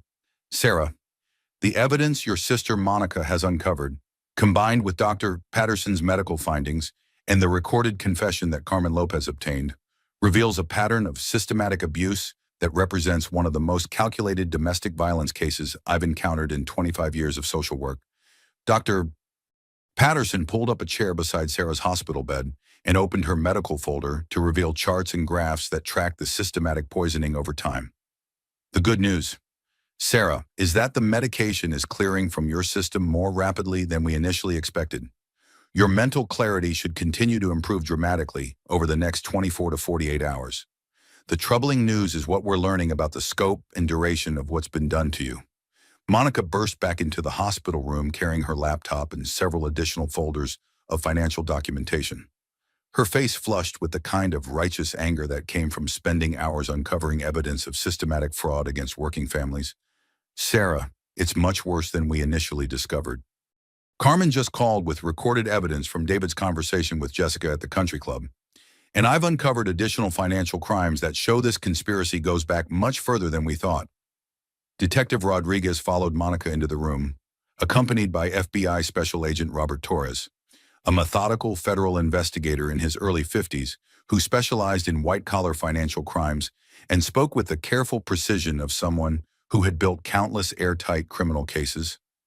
Monica opened her laptop and began pulling up the financial documentation that would prove crucial to both the criminal prosecution and the recovery of stolen assets. Sarah, honey, your millionaire husband has been systematically stealing not just from your personal accounts, but from the pension funds of over 200 working families whose retirement security depended on the money they invested with Martinez Construction. 200 families. Sarah felt physically sick at the scope of David's criminal enterprise. All those people trusted him with their life savings, and he stole their money to finance his affair with Jessica. Agent Torres pulled up a chair and opened his own folder containing federal investigation documents that painted a comprehensive picture of David's criminal activities. Mrs. Martinez, the FBI has been investigating your husband's construction company for the past 8 months as part of a broader investigation into municipal contract fraud in Connecticut. What we've discovered, combined with the evidence your sister and the private investigator have gathered, shows that David Martinez has been operating a sophisticated Ponzi scheme that has victimized not just individual families, but multiple municipalities and government agencies. Agent Torres spread financial documents across the hospital room's table, creating a visual representation of the money trail that David had created to hide his criminal activities. Mrs. Martinez, your husband has been operating what we call a shell game, construction fraud for approximately 3 years. He would submit bids for municipal infrastructure projects, collect substantial advance payments from cities and towns, then use that money to pay off debts from previous incomplete projects while never actually performing the contracted work. Agent Torres, when did you first become suspicious of David's business practices? The city of Bridgeport contacted the FBI 6 months ago when Martinez Construction failed to complete a $3.2 million water treatment facility project that was supposed to provide clean drinking water for low-income neighborhoods. When we began investigating the missing funds, we discovered similar failed projects in New Haven, Waterbury, Stamford, and several smaller Connecticut towns. Sarah stared at the documents spread before her, trying to comprehend how the man she had been married to for 20 years could have been systematically defrauding municipal governments and stealing money that was intended to provide essential services to communities. So David's entire construction empire was built on stolen money and fraudulent contracts. Not entirely fraudulent, but built on a foundation of borrowed money and systematic fraud. Agent Torres replied, your husband's father did own a legitimate construction company decades ago, but that business went bankrupt 21 years ago, almost immediately after your marriage. David essentially stole the company name, reputation, and client relationships to create his own criminal enterprise. Monica pulled up additional financial records on her laptop screen, her forensic accounting expertise allowing her to trace money flows that would be invisible to most investigators. Sarah, the systematic poisoning and the secret marriage to Jessica represent David's planned escape strategy from federal prosecution. When the FBI investigation started closing in on his financial crimes, he accelerated his timeline for disappearing with the stolen money. Agent Torres nodded as he reviewed Monica's financial analysis. Mrs. Martinez, we believe your husband realized approximately 6 months ago that federal investigators were getting close to exposing his construction fraud.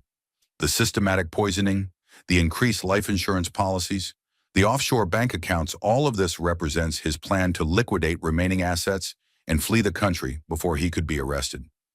Patricia Wells consulted her notes about the domestic abuse patterns they had identified. Agent Torres, what would have happened to Sarah if David's plan had succeeded completely? Based on the evidence, we believe Mr. Martinez intended to have Mrs. Martinez committed to a long-term psychiatric facility while he gained custody of their child and liquidated all remaining marital assets. The offshore accounts we've traced contain approximately $4.9 million that was stolen from various sources over the past 2 years. $4.9 million. Sarah felt overwhelmed by the scope of the criminal enterprise her husband had been operating while she believed they were living a normal, successful life. Monica clicked to another screen showing the comprehensive financial damage David's crimes had caused to innocent families throughout Connecticut. Sarah, David didn't just steal money from government contracts and employee pension funds.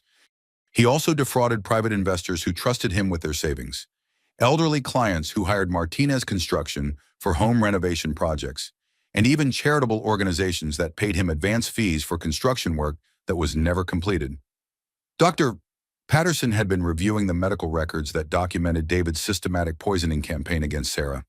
Agent Torres, the medical evidence shows that Mr. Martinez had been planning this psychiatric commitment strategy for months. He consulted with multiple psychiatrists about having Sarah institutionalized, and he was building a medical paper trail to support his claims about her mental instability. What kind of medical paper trail? Sarah asked, dreading the answer.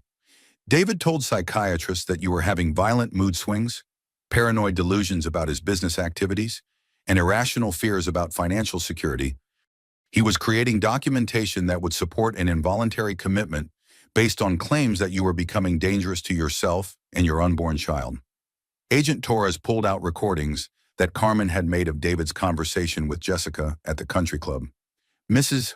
Martinez, we have recorded evidence of your husband admitting to the systematic poisoning, the planned psychiatric commitment, and his intention to flee to Costa Rica with your child and the stolen money. As Agent Torres played portions of the recording, Sarah heard David's voice coldly describing his plan to destroy her life while stealing the retirement savings of working families who had trusted him. Those people chose to trust their money to a company. That's their risk to take, David's recorded voice said, referring to the pension fund theft with complete indifference to the human impact of his crimes. Sarah began to cry, but these weren't tears of sadness or self-pity. They were tears of rage at the casual cruelty David had shown toward innocent people, and determination to make sure he faced consequences for the systematic harm he had caused to so many families. Agent Torres, what happens to all the families whose money David stole? Will they ever get their retirement savings back? The FBI has been working with Treasury Department specialists to trace and freeze David's offshore accounts. We've recovered approximately $4.2 million so far, which represents most of the stolen pension funds. The Employee Retirement Income Security Act provides federal protections for pension beneficiaries, so the affected families will receive their full retirement benefits even if we can't recover every stolen dollar. Monica leaned forward, her expression mixing professional satisfaction with personal fury. Sarah, there's something else you need to know about the scope of David's planning. I found evidence that he's been systematically undermining your credibility with friends and social connections for over a year. What do you mean? I called several people from your social circle this afternoon, claiming I was concerned about your well-being. David has been telling people for months that you've been having serious mental health issues, that you've been making irrational accusations about his business, and that he's been trying to get you professional help. Agent Torres nodded grimly. It's a classic isolation strategy used by sophisticated abusers. By preemptively discrediting the victim's potential testimony, the perpetrator creates a situation where no one believes the victim even when they try to report the abuse. Patricia Wells consulted her case notes. Sarah, this explains why you felt so confused and isolated during the past few months. David wasn't just poisoning your body with medication, he was systematically destroying your social support network and your reputation in the community. Dr. Patterson stood up with obvious determination. Sarah, we're going to keep you here for continued medical observation until we're certain all traces of the benzodiazepines have cleared your system. But more importantly, we're going to make sure you have comprehensive legal protection before you leave this hospital. Carmen Lopez appeared in the doorway, her digital recorder in hand and wearing the satisfied expression of someone who had just delivered decisive evidence in a major criminal case. Ladies and gentlemen, I have David Martinez's complete confession to systematic poisoning, financial fraud, planned kidnapping, and conspiracy to commit insurance fraud. His conversation with Jessica Palmer at the country club provided evidence of premeditation, criminal intent, and detailed knowledge of his criminal activities. She played several key excerpts from the recording for Agent Torres, who took detailed notes as David's own words provided federal prosecutors with everything they would need for multiple felony convictions. We needed at least 3 more weeks of the medication before we could have her committed, David's voice said through the recorder's speaker. The baby would be born while Sarah was institutionalized. As the father, I would have full custody rights, especially with Sarah declared mentally incompetent. Agent Torres smiled grimly as he listened to David describing his criminal plan in detail. Mrs. Martinez, your husband has just provided us with evidence of conspiracy to commit kidnapping, systematic poisoning, insurance fraud, and multiple federal financial crimes. This recording, combined with the financial evidence and medical documentation, represents one of the strongest criminal cases I've worked on in 15 years with the FBI. Monica closed her laptop and sat on the edge of Sarah's hospital bed, taking her sister's hand in a gesture of support and sisterly solidarity. Sarah, I know this is completely overwhelming and heartbreaking, but you need to understand something important about your situation. You're not a victim anymore. You're a survivor with the evidence and the legal support necessary to make sure David pays for what he's done to you and to all those innocent families. Detective Rodriguez, who had been coordinating with hospital security, returned to the room with an update about David's current location. Agent Torres, David Martinez is currently in the hospital lobby demanding to see his wife and claiming that he has medical power of attorney over her treatment decisions. He's becoming increasingly agitated and making threats about what will happen to staff members who don't comply with his demands. Agent Torres stood up, reaching for the handcuffs attached to his belt. Perfect timing. Mrs. Martinez, are you prepared to see your husband arrested for the crimes he's committed against you and against the families whose retirement savings he stole? Sarah looked around the room at the women and law enforcement professionals who had literally saved her life by recognizing the systematic abuse and gathering the evidence needed to stop David's criminal enterprise. Her sister Monica, who had uncovered the financial crimes and traced the stolen money. Dr. Patterson, who had identified the systematic poisoning and provided crucial medical evidence. Patricia Wells, who had recognized the patterns of domestic abuse and connected Sarah with legal resources. Carmen Lopez, who had risked her safety to record David's confession. Detective Rodriguez and Agent Torres, who were prepared to ensure that David faced federal prosecution for his crimes. For the first time in months, Sarah felt strong enough and clear-minded enough to understand that this moment represented far more than just the end of her marriage. This was her opportunity to protect other families from being victimized by David's criminal activities and to send a message that systematic abuse of women would face serious legal consequences. Agent Torres, I'm ready to see David arrested for what he's done. But more than that, I want to make sure that every family whose retirement money he stole gets their savings back. And I want other women to know that systematic abuse can be stopped when we have the courage to fight back. Monica squeezed Sarah's hand. Sarah, your narcissistic ex-husband spent months thinking he was the smartest person in every room, believing he could systematically destroy your life and steal millions of dollars from working families without facing any consequences.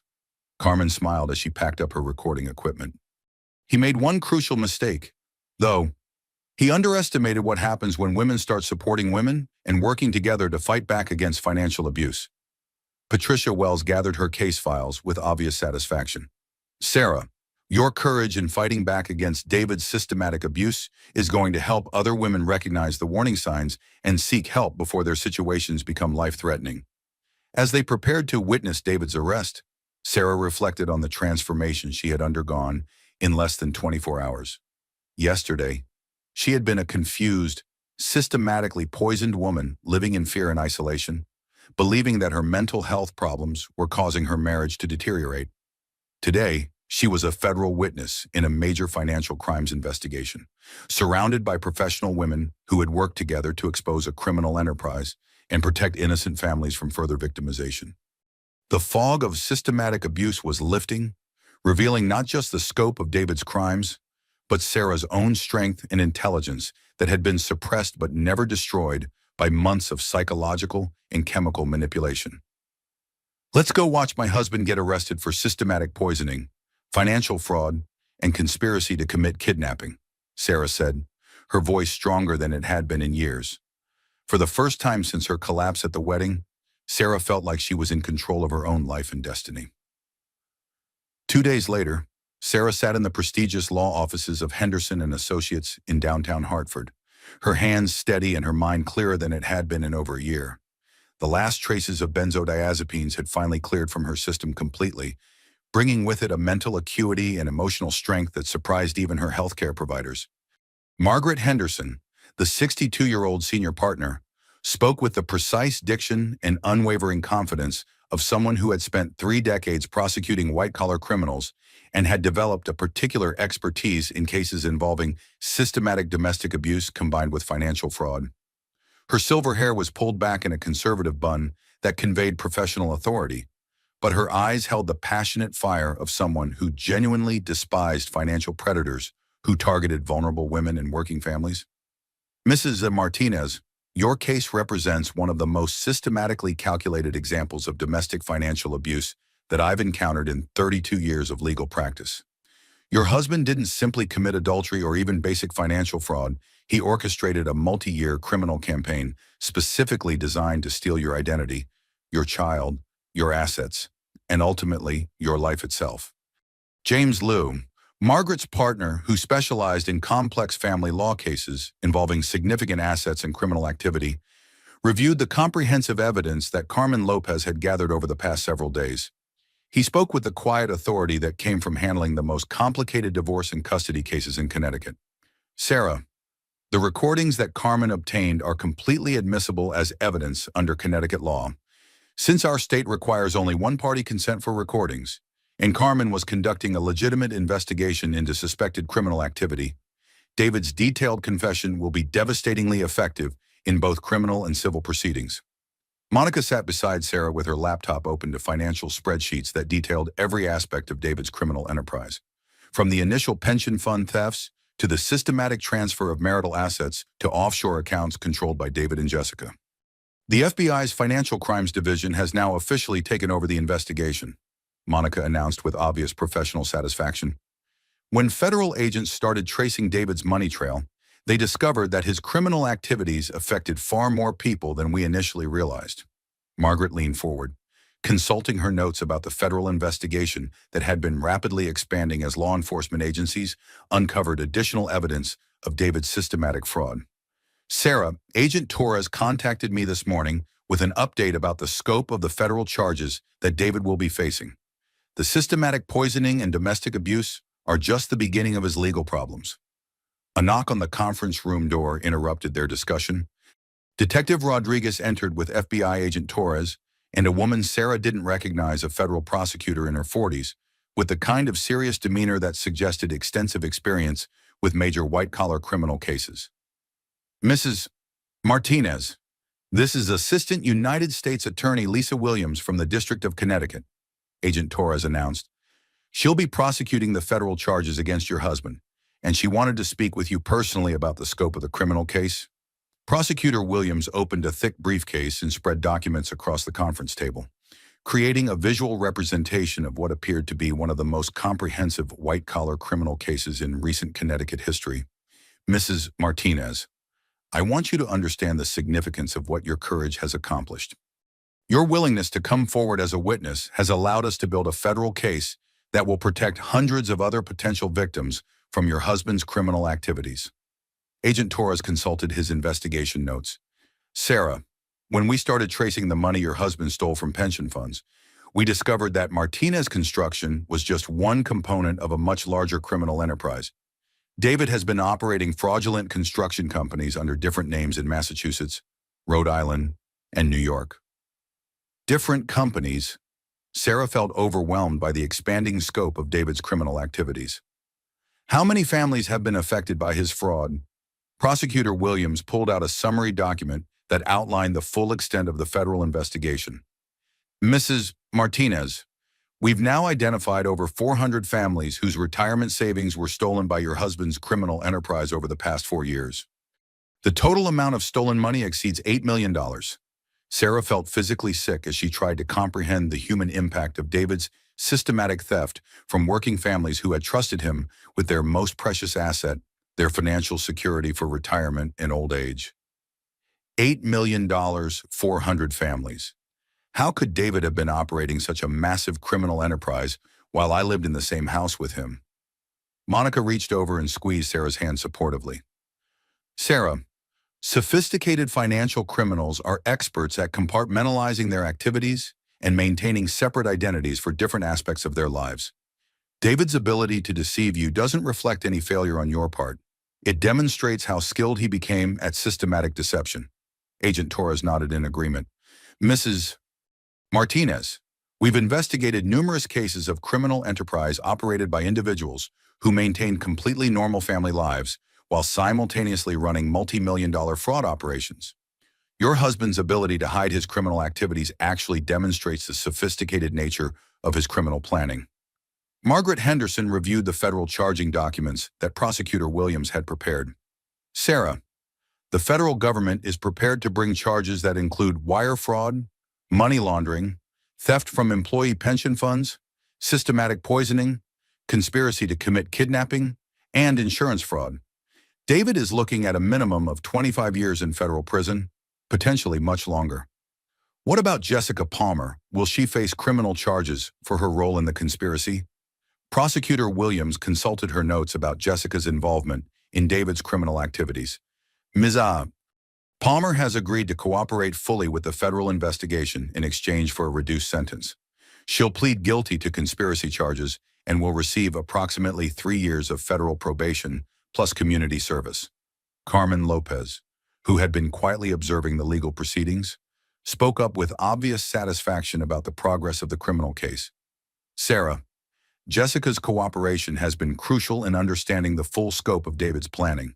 She's provided evidence about his plans to flee to Costa Rica, his systematic poisoning campaign against you, and his detailed knowledge of the pension fund thefts.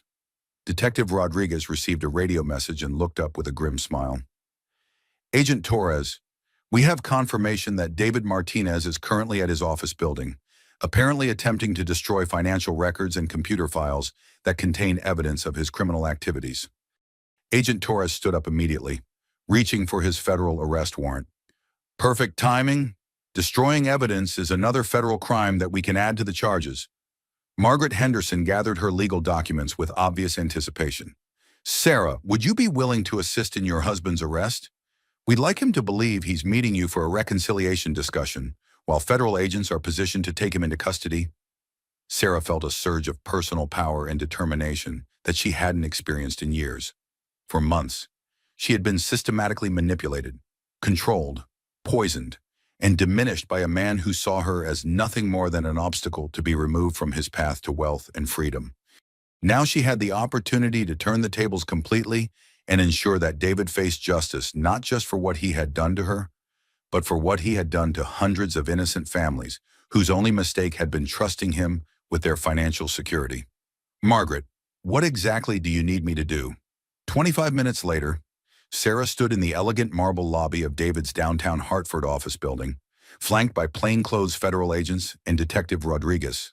Her phone call to David had been carefully scripted. She needed to see him urgently to discuss their marriage and their future together as parents. David emerged from the elevator looking haggard and desperate, his usually immaculate appearance disheveled in a way that suggested he had been working frantically to cover up evidence of his criminal activities. His expensive suit was wrinkled. His normally perfect hair was messed, and perspiration stains were visible on his shirt despite the air-conditioned comfort of the professional office building. Sarah, thank God you're here and you're feeling better. I've been incredibly worried about you since your collapse at the wedding. I should never have left you alone in the hospital while I was handling business matters. His performance was worthy of professional theater, but Sarah could see right through the manipulative charm that had once made her feel cherished and protected. The concerned husband act that had previously made her doubt her own perceptions now looked pathetic and transparently false. David, we need to talk honestly about what happened at that wedding ceremony and about what's been happening in our marriage over the past several months.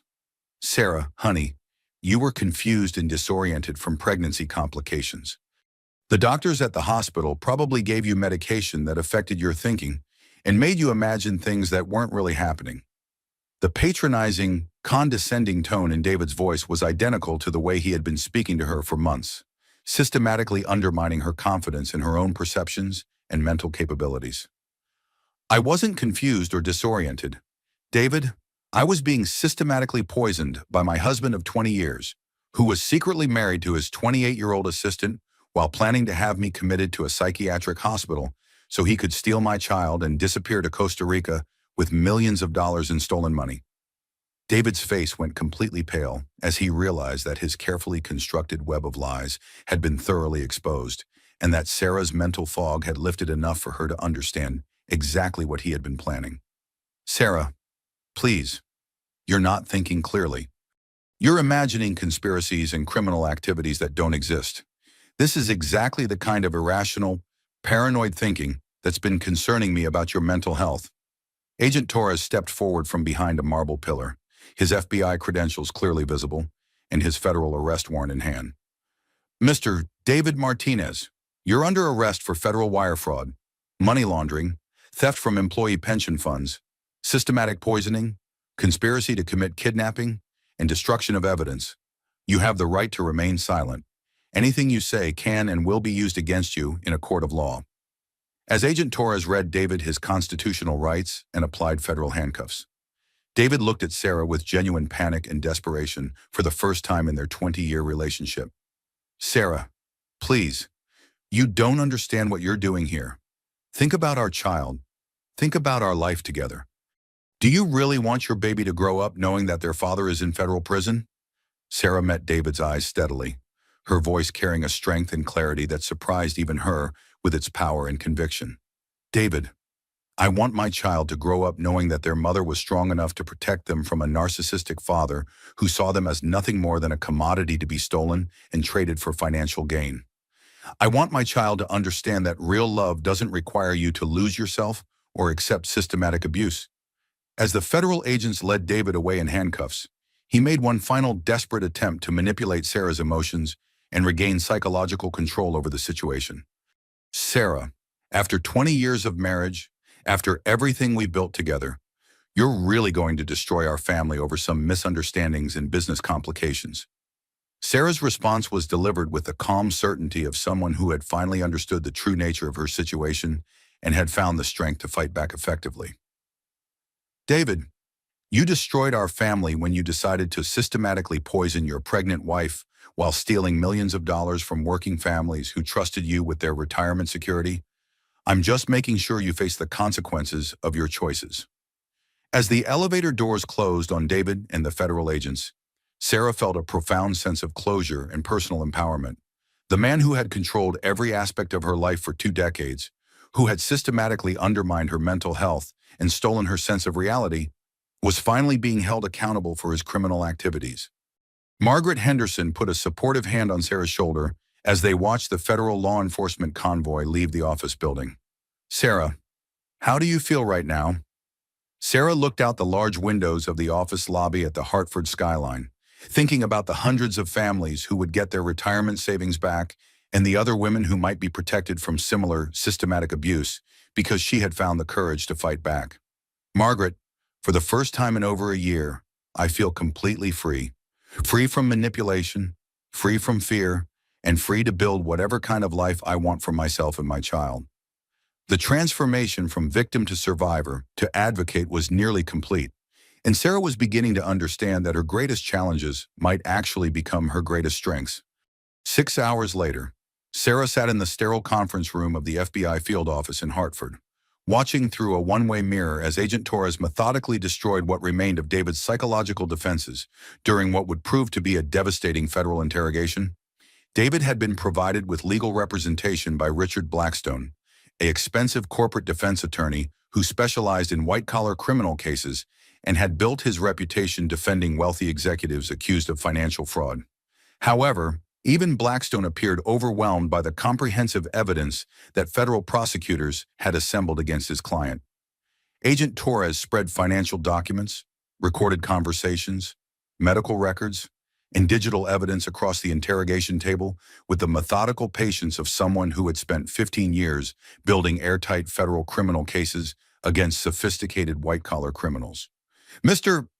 Martinez, we've spent the past 48 hours tracing the complete money trail from your various fraudulent construction companies to offshore bank accounts in Costa Rica, the Cayman Islands, Switzerland, and 3 other countries with limited extradition agreements with the United States. David's expensive attorney whispered urgently in his client's ear. But David seemed to have entered a psychological state of shock denial as the full scope of the federal investigation became clear. Those were legitimate business transactions and international investment strategies. Construction companies routinely maintain accounts in multiple countries to manage currency fluctuations and international contracting opportunities. Agent Torres pulled up digital banking records on his tablet computer, displaying transaction histories that told a devastating story of systematic theft and criminal money laundering. Mr. Martinez, these electronic transfers of stolen pension fund money occurred on the exact same dates that your construction company was supposed to begin work on municipal projects in Bridgeport, New Haven, and Waterbury. Instead of purchasing construction materials or paying worker salaries, you moved the money to personal accounts controlled by you and Jessica Palmer. Agent Torres clicked to another screen showing insurance documents and medical records that revealed the calculated nature of David's plan to destroy Sarah's life. This transfer of $250,000 to your Costa Rica account occurred on the same day you increased your wife's life insurance policy to $5 million. These psychiatric consultation reports show you inquiring about involuntary commitment procedures for Sarah just 72 hours after that insurance policy modification. David's composure began cracking as he realized that federal investigators had uncovered every aspect of his criminal planning with forensic precision.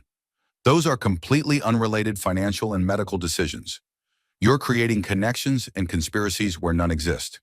Are we, Mr. Martinez? Because we have recorded evidence of you explicitly admitting to systematically poisoning your wife with benzodiazepines as part of a comprehensive plan to have her committed to a psychiatric facility while you gained custody of her child and liquidated her assets. Agent Torres pressed the play button on Carmen Lopez's digital recording device, and David's own voice filled the interrogation room with devastating clarity. We needed at least 3 more weeks of the medication before we could have her committed. David's recorded voice stated with chilling calculation. The baby would be born while Sarah was institutionalized. As the father, I would have full custody rights, especially with Sarah declared mentally incompetent by medical professionals. The color drained completely from David's face as he heard his own words providing federal prosecutors with direct evidence of premeditated conspiracy to commit kidnapping, systematic poisoning, and insurance fraud.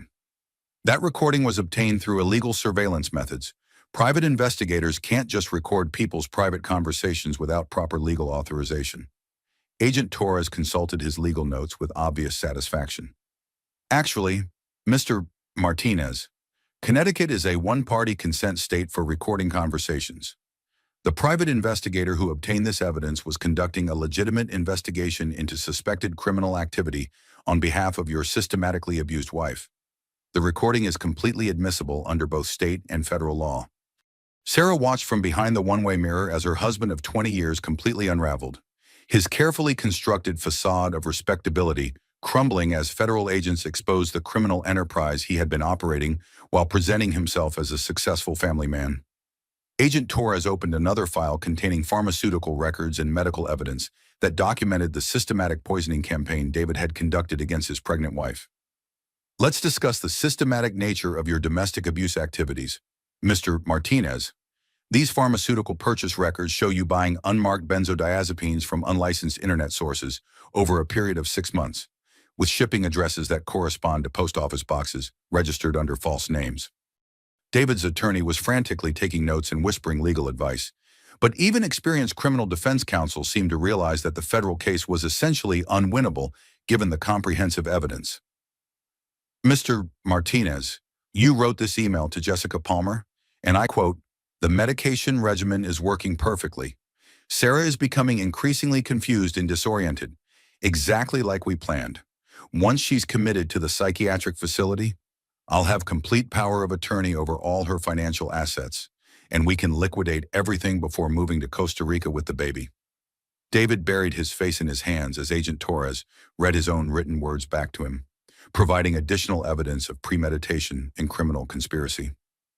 "I was venting frustration about a difficult marriage situation. That email doesn't represent any actual criminal planning or real intentions to harm Sarah. Doesn't it, Mr. Martinez?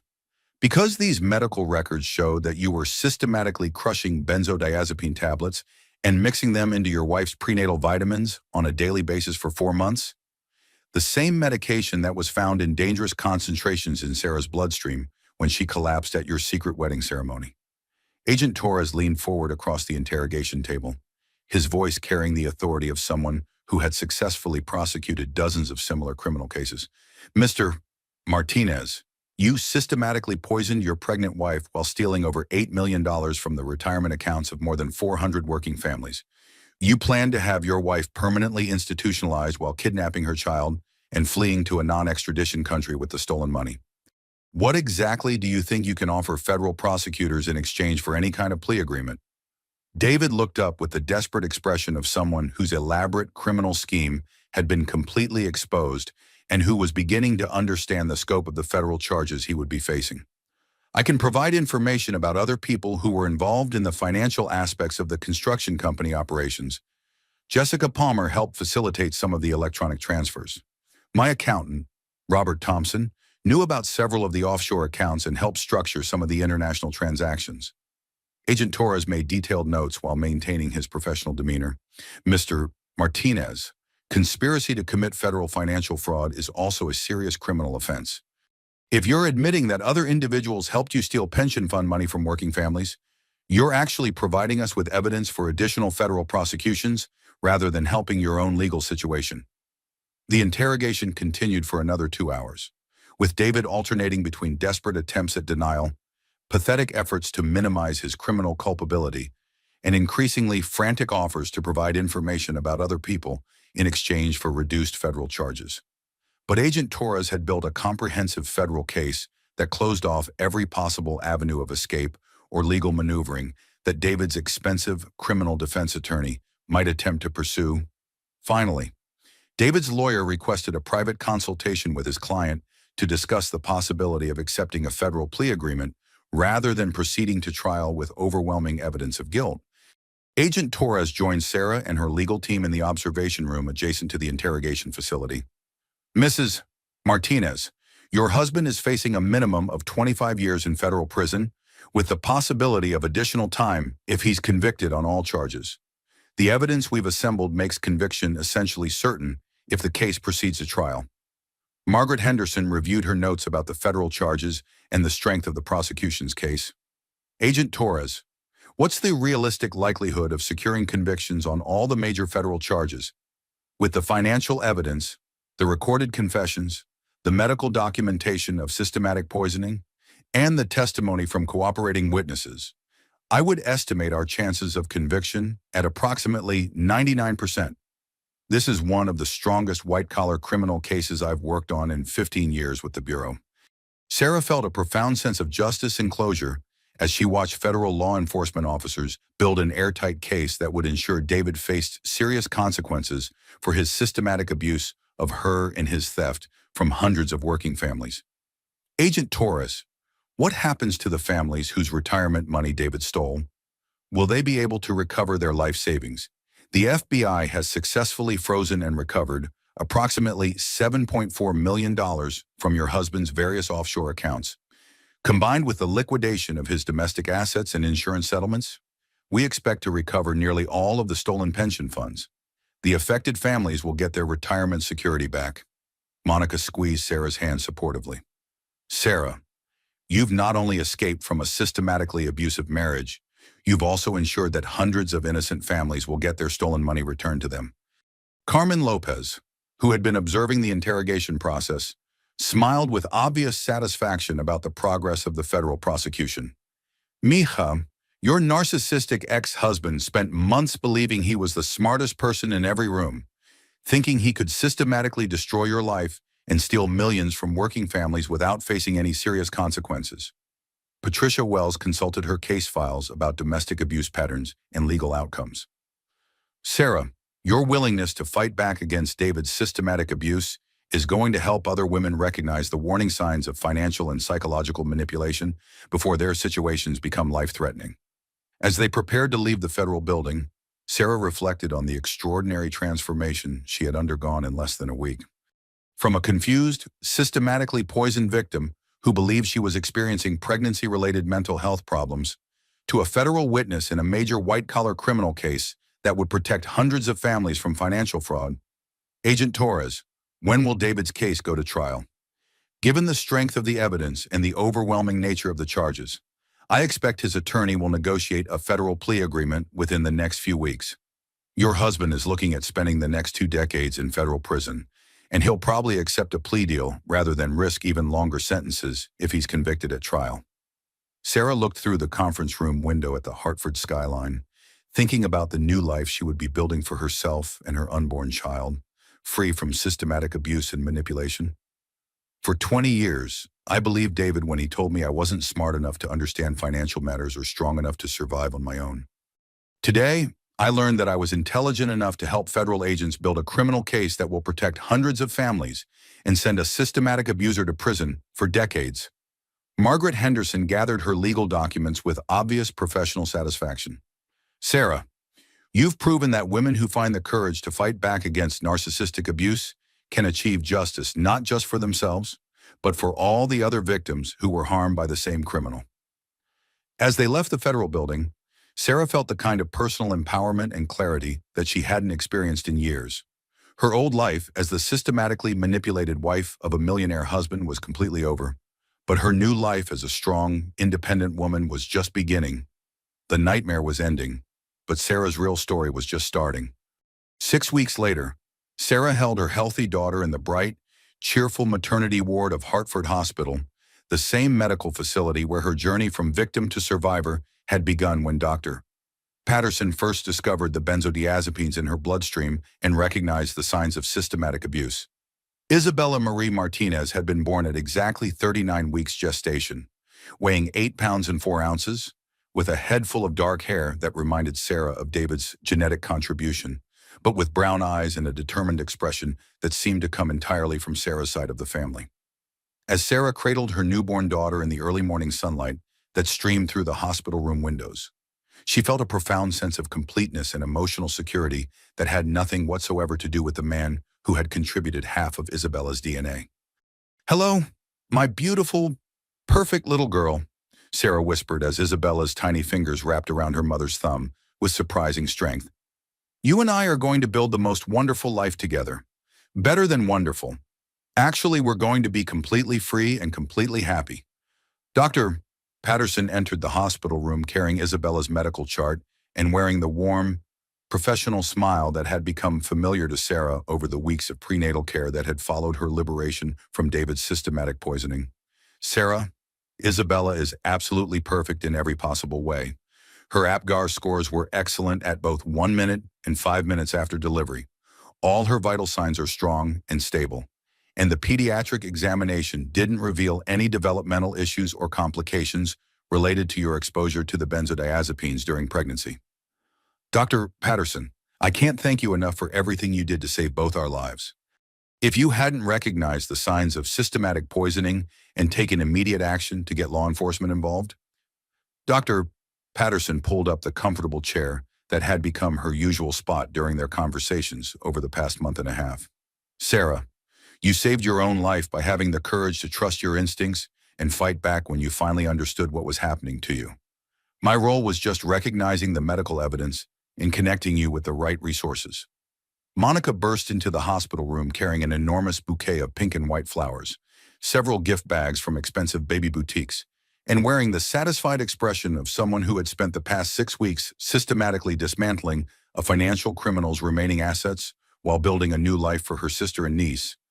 How is my absolutely gorgeous niece doing this morning? And how is my sister, the federal witness who helped send her narcissistic ex-husband to prison for 22 years? 22 years, I thought the plea agreement was for 20 years. Monica set down her packages and pulled up another chair beside Sarah's hospital bed. David's attorney tried to negotiate additional reductions, but Agent Torres and Prosecutor Williams held firm. 22 years in federal prison, with no possibility of parole for the first 12 years. Plus, he has to pay full restitution to all the families whose pension money he stole. Margaret Henderson arrived with James Liu, both carrying legal documents and wearing the professional satisfaction that came from successfully protecting a client from systematic abuse while ensuring that a dangerous criminal faced appropriate consequences. Sarah, we have several pieces of excellent news to share with you, Margaret announced as she consulted her notes about the final legal settlements. First, the federal court has approved the complete asset forfeiture from David's criminal enterprise. Every penny of the stolen pension money has been recovered and returned to the affected families. That's wonderful news. Now, what about our marital assets? I know David spent a lot of our legitimate money on his affair with Jessica. James Liu opened his legal folder and pulled out financial documents that detailed the final property settlement. Sarah, your situation is actually much better than we initially expected.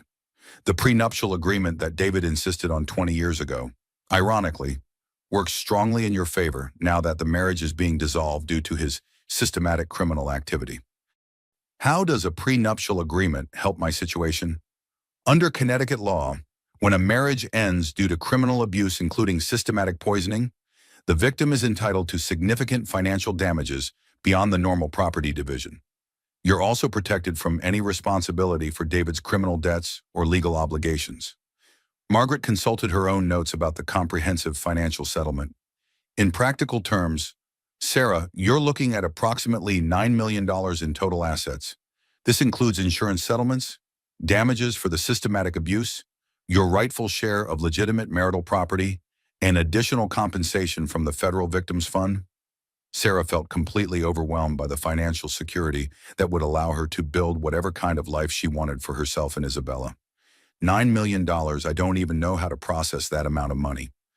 Monica moved to sit on the edge of the hospital bed, careful not to disturb Isabella's peaceful sleep. Sarah, you've gone from being a systematically abused wife to being a financially independent woman in less than 2 months? Do you realize how incredible that transformation is? Carmen Lopez appeared in the hospital room doorway, carrying a small gift bag and wearing the warm, maternal expression that had replaced her usual professional investigator demeanor during the weeks she had spent helping Sarah rebuild her life. Mija, how are you feeling today? And how is this precious little princess who's going to grow up knowing that her mama is the strongest woman in Connecticut? Carmen, I still can't believe how much my life has changed since that day I collapsed at David's wedding. Sometimes I feel like I'm living in a completely different woman's life. Sarah, you're not living in someone else's life. You're finally living your own life for the first time in 20 years. David spent decades trying to convince you that you were weak and dependent, but really you were just temporarily suppressed by systematic abuse. Dr. Patterson checked Isabella's vital signs and feeding schedule while the conversation about Sarah's new life continued around them. Sarah, I need to ask you about your plans for the future. Have you given any thought to what you want to do with your newfound freedom and financial independence? Sarah looked around the hospital room at the women who had literally saved her life by recognizing the systematic abuse, gathering evidence of the criminal conspiracy, and supporting her through the federal prosecution that had brought David to justice. Her sister Monica, who had left her high-paying corporate job to help Sarah navigate the legal system and rebuild her financial security. Margaret Henderson, who had prosecuted David's criminal activities with relentless determination. Carmen Lopez, who had risked her personal safety to gather the recorded evidence that made David's conviction possible. Dr. Patterson, who had identified the systematic poisoning and provided crucial medical testimony. Patricia Wells, who had helped Sarah understand the patterns of abuse and connect with appropriate resources. Actually, I've been thinking about this for weeks, and I've decided I want to start a foundation dedicated to helping women who are trapped in financially abusive relationships. Most women don't have a forensic accountant for a sister or the financial resources to hire private investigators and experienced attorneys. But every woman deserves the chance to escape systematic abuse and rebuild her life with dignity and security. Margaret's eyes immediately lit up with professional interest and personal enthusiasm. Sarah, that's an absolutely brilliant idea. Financial abuse is one of the most underreported and misunderstood crimes in America, primarily because victims often don't recognize the warning signs or know how to gather evidence of systematic manipulation. I was thinking we could offer comprehensive services, free financial forensic investigations, legal assistance, medical support for victims of systematic poisoning, counseling services, and even temporary housing for women who need to disappear while building their cases against abusive husbands. Monica was already mentally organizing the practical aspects of Sarah's vision.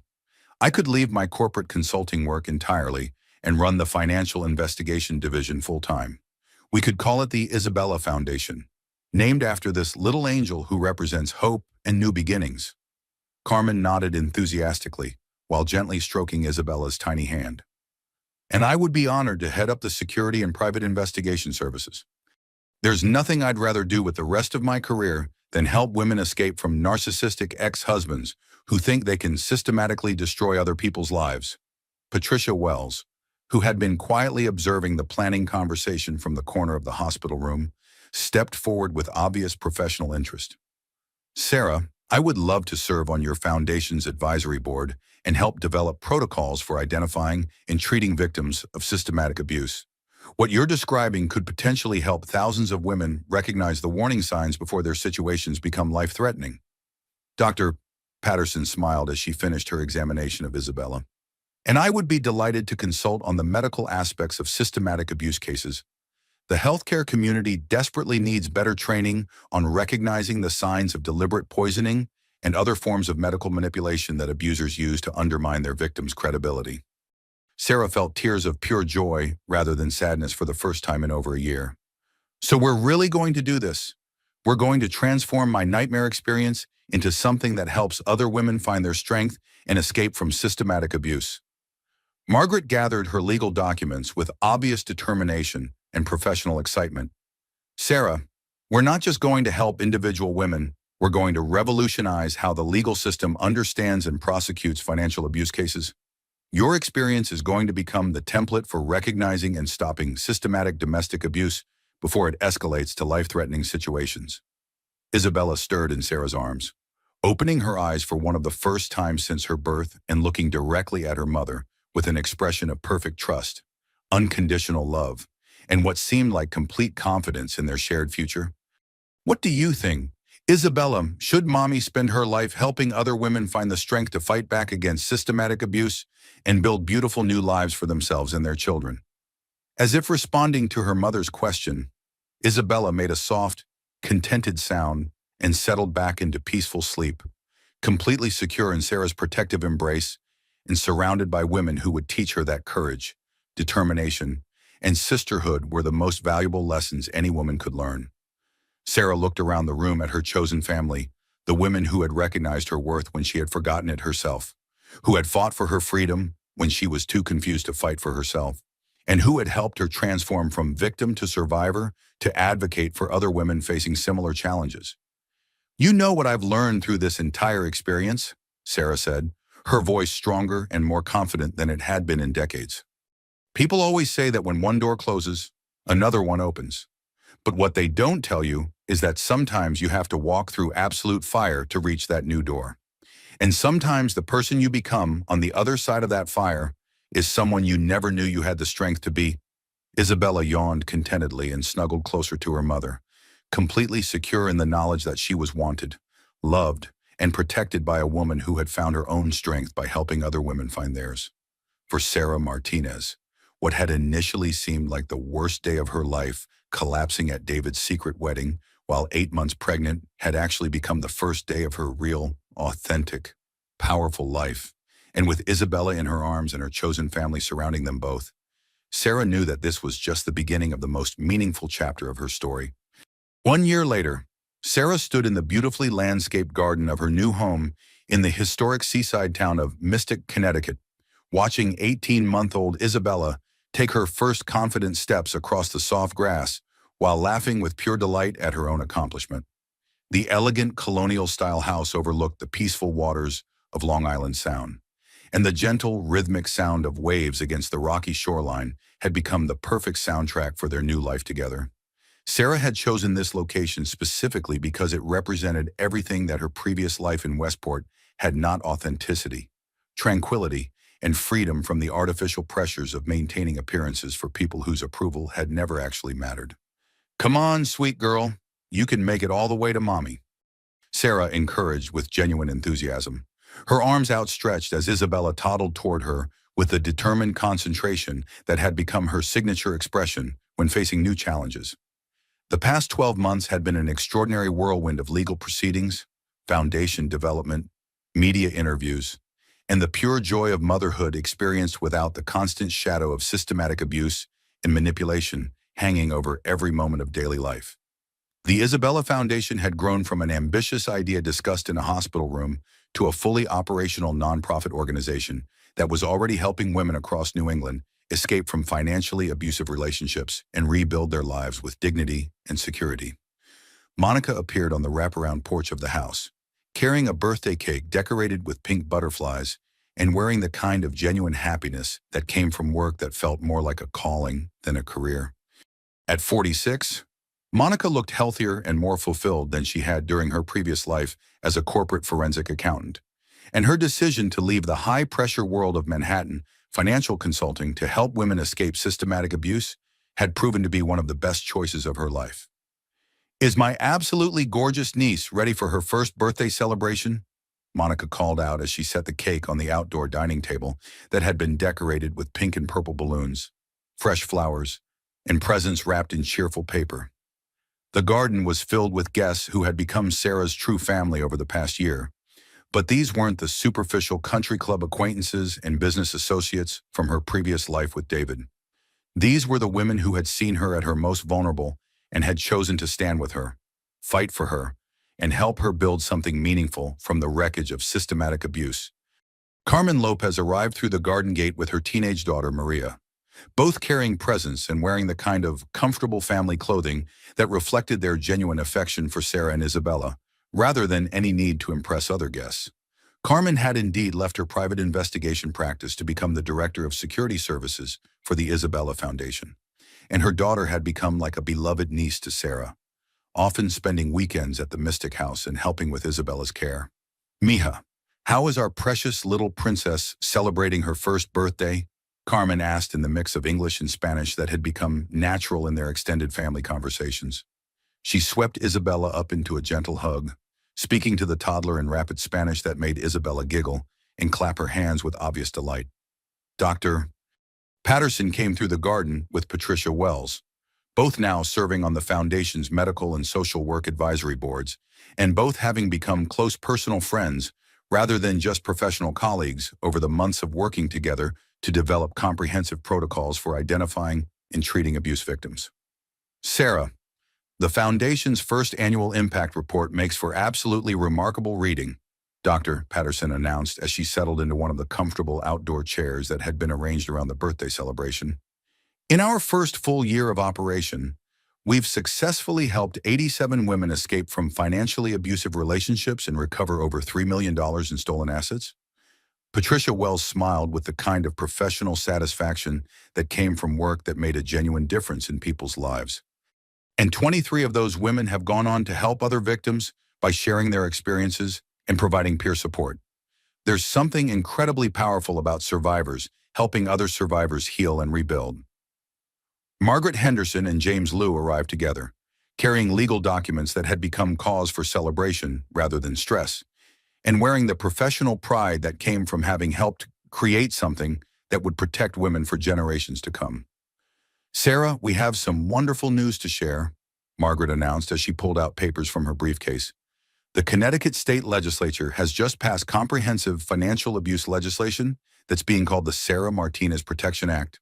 It requires all healthcare providers, financial institutions, and law enforcement agencies to receive training on recognizing systematic abuse and providing appropriate resources to victims. They named legislation after me. Sarah felt genuinely honored by the recognition, but also somewhat overwhelmed by the idea that her personal nightmare had contributed to legal protections for other women. James Lew smiled as he explained the significance of the new legislation. Your case exposed critical gaps in how our society identifies and responds to systematic abuse. Now every doctor, nurse, paramedic, bank employee, and police officer in Connecticut will know the warning signs that Dr. Patterson recognized when you collapsed at David's wedding. As the birthday party guests gathered around the outdoor table, Sarah helped Isabella blow out her single candle, while the little girl clapped her hands and laughed with the kind of pure joy that comes from being completely loved and completely secure. Make a wish for mommy, sweetheart, Sarah whispered to Isabella, though she realized that she already had everything she could possibly want or need for a fulfilling and meaningful life. As the afternoon sun began casting longer shadows across the garden, and the celebration wound down into comfortable conversation among close friends, the guests began sharing stories about the year's accomplishments and the Foundation's growing impact on women throughout New England. The Isabella Foundation had expanded beyond Connecticut to include chapters in Massachusetts, Rhode Island, and New York. Sarah's story had been featured in national magazines and television programs, but always as an empowerment narrative about the power of women supporting women through crisis, rather than as a victim story that focused on the abuse itself. Sarah, I need to tell you something that I've been thinking about for months, Monica said as they cleaned up after the party, while Isabella played contentedly with her new toys on a blanket nearby. Do you remember when you used to say that David had saved you from being alone, and that you couldn't survive without his financial support? Sarah watched Isabella stack colorful blocks with intense concentration, her daughter completely secure in the knowledge that she was wanted, loved, and cherished for exactly who she was, rather than for what she could provide to someone else. I was never actually alone, Monica. I had just forgotten who I was underneath all those years of systematic manipulation and psychological abuse. David didn't save me from anything, he just temporarily convinced me that I needed to be saved instead of recognizing my own strength. Carmen, who was helping fold chairs and pack up decorations, overheard the conversation and joined in with her own observations about Sarah's transformation. You know what I've learned from working with your case and all the other women we've helped through the foundation, Mia. The strongest women are usually the ones who have been tested the most severely. David thought he was systematically breaking you down, but really he was just revealing how fundamentally unbreakable you actually were underneath all his manipulation. Dr. Patterson, who was carrying leftover cake to her car, paused to add her medical perspective to the conversation about resilience and recovery from systematic abuse.